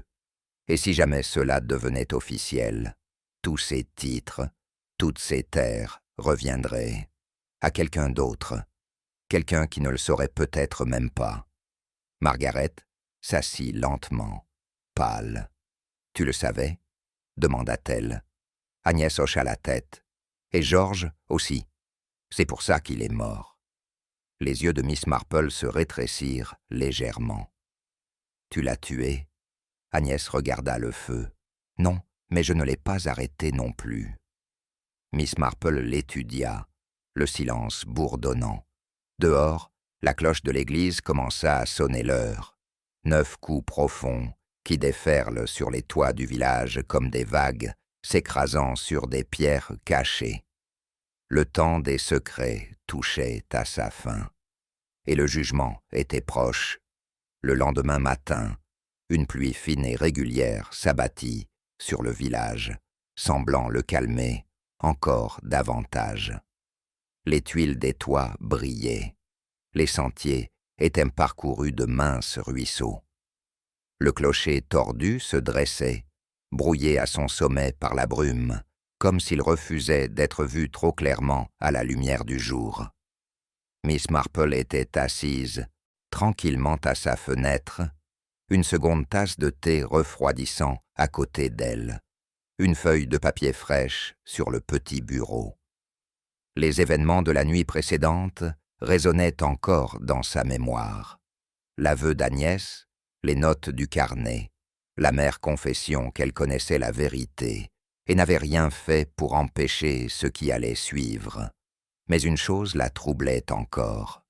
Mademoiselle Drower avait affirmé ne pas avoir tué George Felstone, qu'elle avait seulement voulu protéger l'héritage de l'Église. Et Mademoiselle Marple, avec sa patience et sa perspicacité, avait perçu l'étrange nuance de vérité dans ses mots. Agnès l'avait su, oui, mais la culpabilité qu'elle lisait n'était pas celle d'un meurtrier. Il y avait quelqu'un d'autre, quelqu'un qui avait plus que des connaissances à protéger, quelqu'un qui avait bien plus à perdre, et Miss Marple avait l'intention de les retrouver. À midi, elle était de retour à Saint-Léonard. Les archéologues du comté avaient terminé leur examen initial et se préparaient à une exhumation officielle sous surveillance. Le révérend Pottle, bien que visiblement épuisé, l'accueillit avec un air de soulagement prudent. « Les autorités demandent l'autorisation de creuser sous le bas-côté nord, » lui dit-il. Elle soupçonne que la crypte pourrait s'étendre plus loin que prévu. « Les secrets se confinent rarement, » dit doucement Miss Marple. Il sourit faiblement, même si les rides d'inquiétude autour de sa bouche persistaient. « Est-ce que Margaret Lorimer vous a parlé depuis hier soir? Elle se repose, je crois, » dit le vicaire. Secoué, c'est compréhensible. Miss Marple resta silencieuse un instant, puis demanda « Serait-il possible d'emprunter la clé de la sacristie?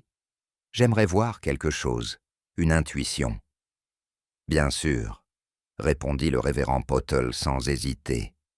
Il lui tendit la lourde clé en fer du tiroir du bureau. La sacristie était sombre et immobile, emplie d'une légère odeur de cire d'abeille, de vieux recueils de cantiques et du passé. Miss Marple traversa prudemment le sol en pierre jusqu'à l'armoire en bois, où George Felstone avait autrefois conservé les registres paroissiaux originaux. La plupart avaient été retirés pour examen par les autorités, mais il restait quelques volumes poussiéreux. Mais elle ne cherchait pas de disque pour le moment. Elle cherchait quelque chose de plus simple, une clé. Elle s'accroupit et examina la plainte derrière le meuble. Juste derrière la planche, la plus basse, se trouvait une cavité creusée dans la pierre. Elle y plongea la main. Ses doigts se refermèrent sur le métal froid. Elle avait la même taille et la même forme que la clé en laiton que George portait sur une chaîne. La clé de la trappe du clocher, l'entrée secrète de la crypte. Mais la clé de George n'avait jamais été retrouvée. Miss Marple le tourna dans sa main, pensive. Puis, elle revint par où elle était venue, fermant la sacristie derrière elle. Au presbytère, elle a demandé à emprunter le téléphone. Elle a composé le numéro de la maison Lorimer. « Mademoiselle Lorimer, » dit-elle, lorsque Margaret répondit. « J'aimerais vous inviter à prendre le thé. Cet après-midi, il y a quelques fils qui traînent et qui pourraient m'aider à démêler. » Il y a eu un silence sur la ligne. Puis, « Oui, bien sûr. À quelle heure? » « 4 heures, à l'église. » Miss Marple reposa doucement le récepteur. et puis elle a appelé le sergent Phipps. À 4 heures précises, la porte de l'église s'ouvrit en grinçant. Margaret Lorimer entra, vêtue d'un manteau sombre, ses mains gantées, tenant un parapluie fermé à ses côtés. Elle paraissait calme, mais pâle, comme si elle se préparait à une éventualité lointaine. Miss Marple était assise sur le premier banc, son panier à tricot à côté d'elle et une petite fiole à thé posée sur le banc. « Merci d'être venu, mon cher, » dit-elle chaleureusement. « S'il te plaît, assieds-toi. Margaret l'a fait. » Miss Marple versa 2 petites tasses de thé et en offrit une. « C'est peut-être un peu tôt pour poser des questions, » commença-t-elle. « Mais je dois vous demander à quel point vous connaissiez George Fellstone ?» Margaret regarda dans sa tasse. « Pas aussi bien que je l'aurais souhaité. Nous étions amis, autrefois, il y a longtemps. Et récemment, on s'est disputé, à propos d'Agnès, de l'Église, du passé. Il n'avait pas confiance dans le nom de Lorimer, je crois. A-t-il déjà mentionné la clé ?» Margaret leva brusquement les yeux. « La clé de la trappe du clocher, » poursuivit Miss Marple. « Celle qui mène à la crypte. Elle était cachée derrière la sacristie, comme je l'ai découvert ce matin. Pas seulement cachée, mais soigneusement placée. Et je l'ai retrouvée récemment. » Margaret ne dit rien. Je me demandais qui pouvait bien savoir où George le gardait. Je pensais peut-être à Agnès, mais elle n'avait jamais été particulièrement proche de lui. Ni le révérend Pottle. Une seule personne possédait à la fois cette proximité et le mobile. Le souffle de Margaret se coupa. La voix de Miss Marple s'adoucit. « Je ne crois pas que vous ayez eu l'intention de le tuer, mademoiselle Lorimer. Je crois que vous vouliez l'arrêter, le raisonner, protéger le nom de votre famille. Mais la situation a dégénéré. » Les mains de Margaret tremblaient sur ses genoux. « Il allait publier les documents, » dit-elle enfin. « Il disait que la crypte prouvait tout, l'erreur d'héritage, la fraude foncière, le lien avec l'enfant. Elle dévoile tout. »« Tu l'as suivi cette nuit-là, » dit doucement Miss Marple. « Tu l'as rencontré dans l'escalier. » Margaret hocha la tête, les yeux brillants. « Il a refusé d'écouter. Il a dit qu'il avait déjà écrit au comté, que la terre ne nous avait jamais appartenu, que la famille serait exposée. Mon grand-père, mon père, tout ce qu'ils avaient construit, et moi. Sa voix s'est brisée. Je l'ai attrapé par le bras. J'ai essayé de l'empêcher de se relever. Il a trébuché. Il est tombé. Elle s'est couvert le visage. Je ne l'ai pas poussé. Mais je ne l'ai pas aidé non plus. Il y a eu un moment de calme. Puis la porte grinça à nouveau. Le sergent Phipps entra dans l'église, l'air solennel. Margaret leva les yeux et fit un petit signe de tête résigné. « Je vais faire une déclaration, » murmura-t-elle.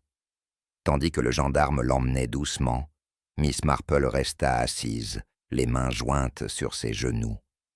Cela ne s'était pas terminé par un cri ou une révélation violente, mais par une vérité silencieuse murmurée à la lueur des bougies, dans le silence sacré d'une église construite sur des secrets. Plus tard, dans la soirée, elle marcha seule jusqu'à la porte ouest, où l'ombre du clocher s'étendait sur les tombes. La crypte serait scellée à temps. Les ossements bénéficiaient d'un repos bien mérité. L'Église survivrait, comme toujours, aux tempêtes du scandale, de la honte et du silence. Mais certaines vérités, une fois découvertes, ne s'éteignent plus jamais complètement. Et tandis que Miss Marple se retournait pour partir, elle ne pensa ni à la culpabilité ni à la honte, mais à la fragilité humaine, celle qui pousse les gens à cacher leur peur, à protéger ce qu'ils aiment et à mentir pour préserver ce qu'ils croient valoir la peine d'être sauvés. Elle s'arrêta une dernière fois et leva les yeux vers le clocher tordu, se découpant sur le ciel du soir. Et puis, tranquillement, elle rentre chez elle. Les jours qui suivirent furent lents. comme le tintement régulier de la cloche de l'église, désormais étouffé par un voile de réflexion. Medlow Green avait retrouvé, en apparence, ses paniers de petits pains frais du boulanger, les rires discrets des écoliers le long du green, et M. Templeton grondait sa chèvre pour s'être à nouveau échappé. Mais au fond de tout cela, quelque chose avait changé. Le silence régnait dans le domaine de Lorimer. Les volets étaient restés clos. La confession de Margaret avait résonné dans le village avec la force d'une tempête invisible. Pas d'accusations bruyantes, ni de confrontations publiques, seulement des échanges à voix basse derrière les portes et des regards en coin vers la caisse de l'épicier. Les villageois n'en parlaient pas ouvertement, mais ils comprenaient ce qui s'était passé, même s'ils ne le disaient pas à voix haute. Pendant ce temps, Miss Marple était assise tranquillement dans son cottage, relisant ses notes avec le soin méticuleux de quelqu'un qui savait qu'il restait encore un dernier coin du mystère intact. La culpabilité de Margaret Lorimer ne faisait aucun doute. Sa présence à la tour la nuit de la mort de George Felstone avait été confirmée par ses propres paroles. Sa volonté de protéger sa famille et son héritage était tragiquement humaine. Et pourtant, quelque chose restait inexprimé. La lettre retrouvée dans la crypte, celle qui faisait référence à la trahison et à un enfant né dans la honte, non pas celui du père Ambrose, mais celui de quelqu'un d'autre, quelqu'un lié aux événements de 1923. Ce n'était pas l'œuvre de Margaret. Ce fil conducteur était resté sans réponse. Cela agaçait Miss Marple comme une maille qui tombait dans une écharpe bien tricotée. Et ainsi, tandis que la pluie crépitait légèrement contre sa vitre et que son châle était enroulé autour de ses épaules, elle se dirigea une fois de plus vers l'église. Le révérend Pottle l'accueillit avec le même sourire las qu'il arborait depuis des jours. « J'étais sur le point de prendre le thé », me l'a-t-il proposé. Miss Marple accepta, mais après une brève gorgée, elle posa sa tasse de côté et joignit ses mains sur la table du presbytère. « Il y a encore une chose qui me préoccupe, » dit-elle. « Je me demandais si vous pouviez me permettre un peu de curiosité historique. » Le révérend Pottle hocha la tête. « Bien sûr, j'aimerais voir les actes de baptême de l'année 1923, plus précisément les inscriptions du printemps et de l'été, s'ils ne figuraient pas parmi ceux supprimés par les autorités. » Patate fronça les sourcils. Certains de ces vieux livres n'étaient pas classés avec les grands livres. Un instant. Il disparut dans la pièce latérale et revint quelques minutes plus tard avec un volume noir délavé, le dos usé, le cuir mou et cassant, après des décennies de manipulation. Miss Marple ouvrit le livre avec des doigts délicats, tournant page après page d'entrées, manuscrites, noms, dates, parents, parrains et marraines, et parfois de courtes notes dans les marges. Elle appela trouver l'entrée qu'elle cherchait, presque à la moitié de l'année. 12 mai 1923 baptême d'Anne-Margaret Bramley, fils de Louisa Bramley, de mère seule, père, parrain et marraine, Rose Lorimer et Ambrose Redding, notice, enfant confié à la tutelle de la paroisse jusqu'à nouvel ordre. Elle fixait la page, son cœur battant plus vite. Anne-Margaret Bramley. Aucune mention de père, baptisé avec la participation d'un Lorimer et d'un membre du personnel paroissial. Le nom même de Bramley suscitait des interrogations. Les Bramley possédaient autrefois d'importantes terres autour de Medlow Green, notamment autour du verger. Mais ils avaient en disparu des affaires locales au début des années 1930, après une série de malheurs et un scandale silencieux qui n'avait jamais vraiment fait la une des journaux. Et maintenant, là, enterré dans un registre de baptême poussiéreux, se trouvait un enfant qui avait échappé aux mailles du filet de l'histoire. Miss Marple leva lentement les yeux. « Révérend, dit-elle, vous souvenez-vous d'une femme nommée Louisa Bramley ou d'un lien entre la famille Bramley et Agnès Drawer ?» Le révérend Pottle cligna des yeux, puis ses yeux s'écarquillèrent avec quelque chose qui ressemblait à de la reconnaissance. « Louisa Bramley, ma prédécesseure, m'a raconté un jour qu'elle avait été domestique chez les Lorimer, licenciée dans des circonstances inhabituelles. Il y avait des rumeurs, une liaison, un enfant, mais rien n'a jamais été prouvé. Elle a disparu.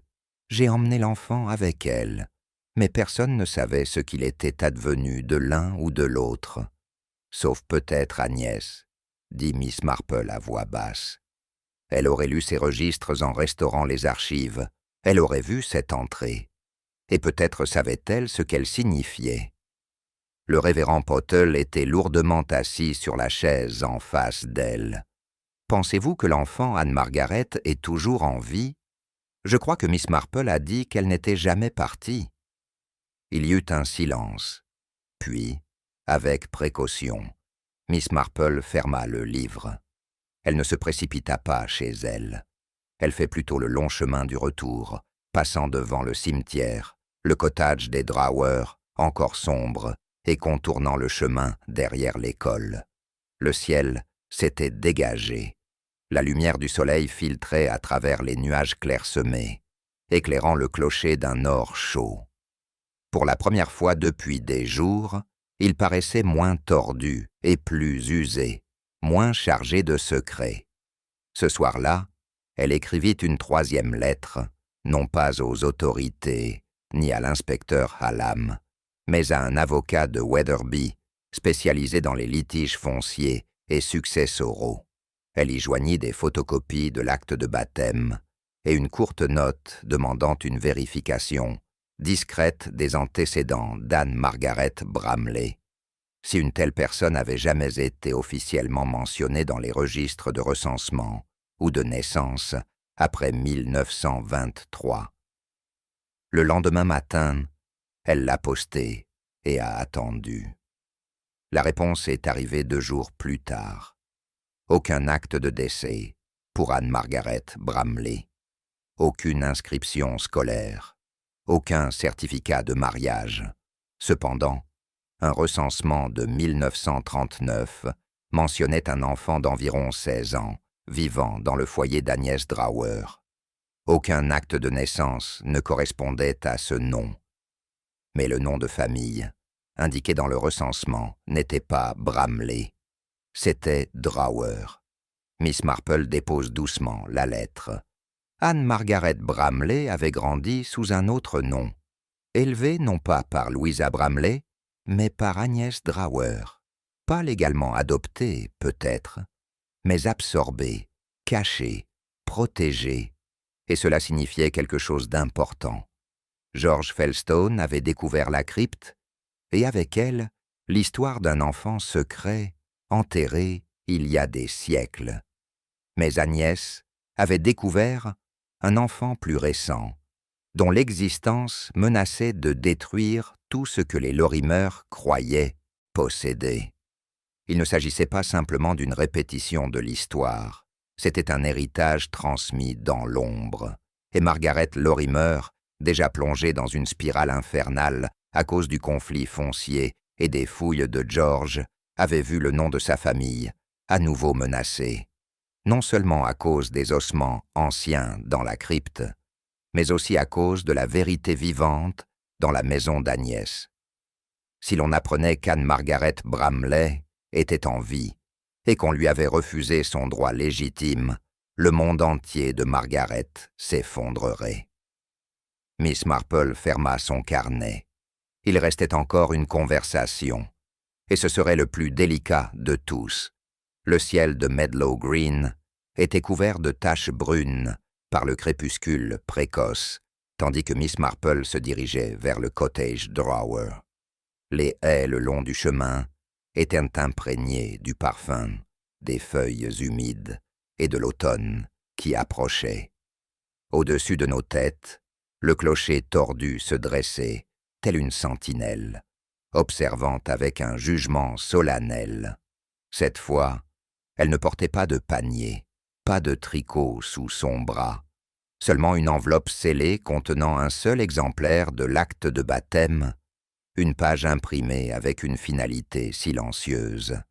Les fenêtres d'Agnès Drauer brillaient, projetant une douce lumière ambrée sur les pierres humides de l'allée du jardin. Depuis des jours, le village murmurait son absence et son retour soudain. Et bien que les autorités ne l'aient inculpé d'aucun crime, les ténèbres qui entouraient, son nom s'étaient épaissies. Miss Marple frappa doucement. Après un long silence, la porte s'ouvrit. Agnès se tenait là, plus âgée qu'elle ne l'avait paru une semaine plus tôt, comme si le poids de tout ce qu'elle portait commençait enfin à peser sur elle. « Mademoiselle Marple, dit-elle, j'aurais cru que vous viendriez. Je me demande si on pourrait parler. Il y a quelque chose que tu devrais voir. » Agnès s'écarta sans un mot et la conduisit dans le salon, où le feu crépitait et où un plateau de thé intact refroidissait sur la table. La pièce était silencieuse, presque respectueuse. Miss Marple s'assit dans la chaise, à haut dossier en face, et posa l'enveloppe sur la table. Agnès le fixa un long moment avant de le saisir. Ses doigts tremblaient légèrement, tandis qu'elle ouvrait le rabat, retirait la page et lisait l'acte de baptême. Elle resta silencieuse pendant plusieurs secondes. Puis, d'une voix éraillée, elle dit « Alors, tu sais ?» Miss Marple fait un petit signe de tête. Je m'en doutais en voyant les noms. Louisa Bramley, Rose Lorimer, et plus tard, le lien entre cet enfant et votre foyer lors du recensement de 1939. C'est vous qui l'avez élevé, n'est-ce pas? Anne Margaret.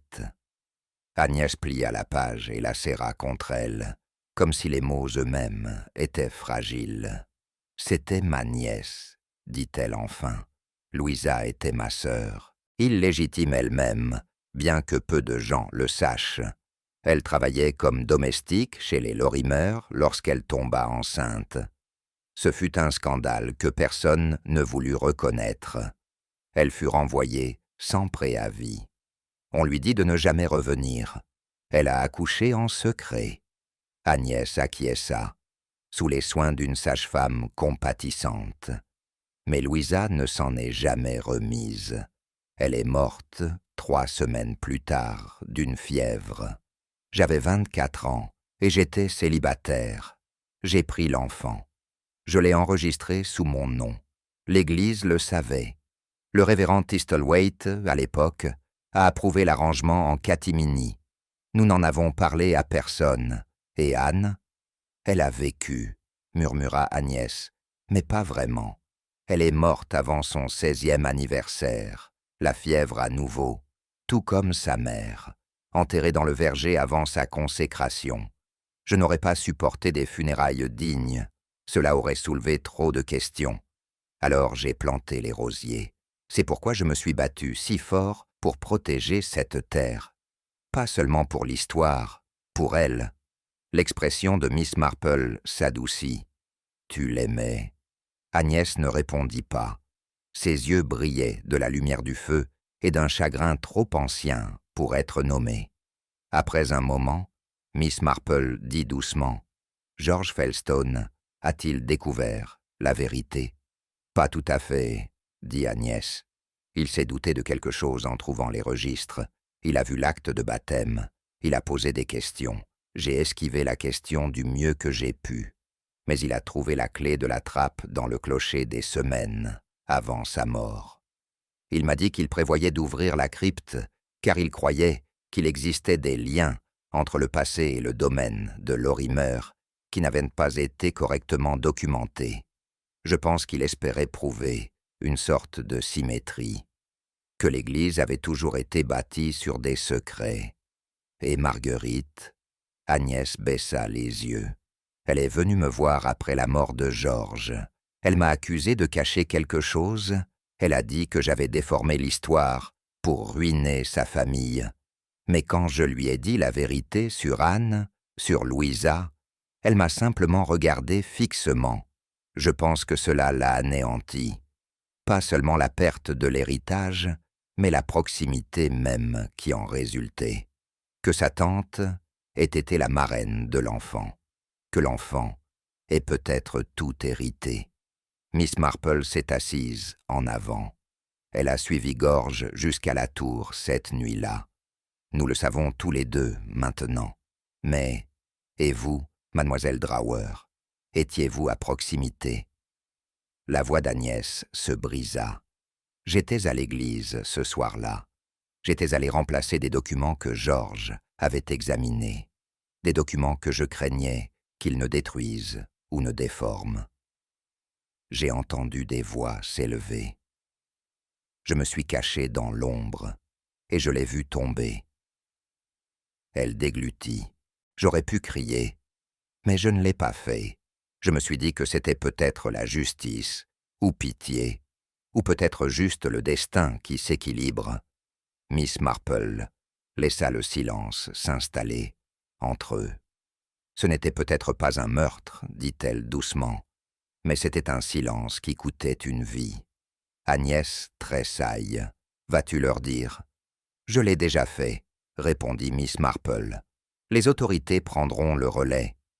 Mais j'ai inclus une déclaration recommandant la clémence. Il y a les crimes passionnels et il y a les crimes de protection. Je crois que c'était le vôtre.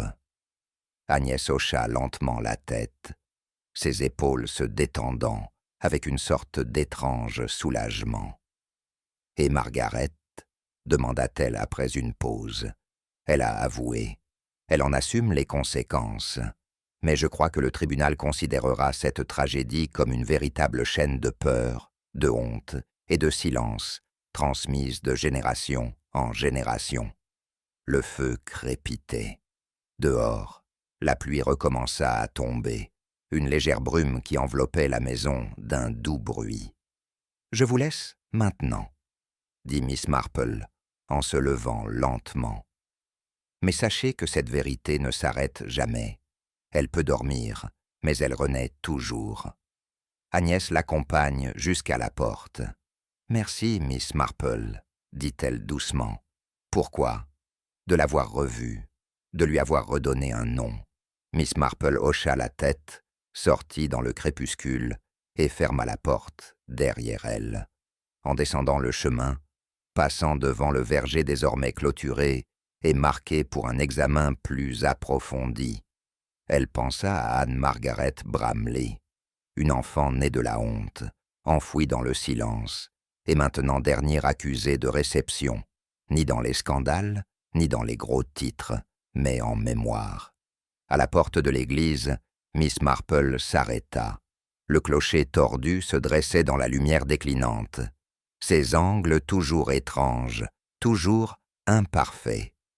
Mais peut-être, pensa-t-elle, certaines choses doivent rester de travers. Certaines histoires doivent rester déformées pour laisser place à la miséricorde. Après tout, le passé était rarement rectiligne. Il se tordait comme le lierre et les ronces, franchissant les frontières, escaladant les murs, cachant des vérités dans les fissures de la brique et de la pierre. Elle se retourna et commença à rentrer chez elle, tandis que la cloche de l'église sonnait une fois. Un seul péage, un début et une fin à la fois.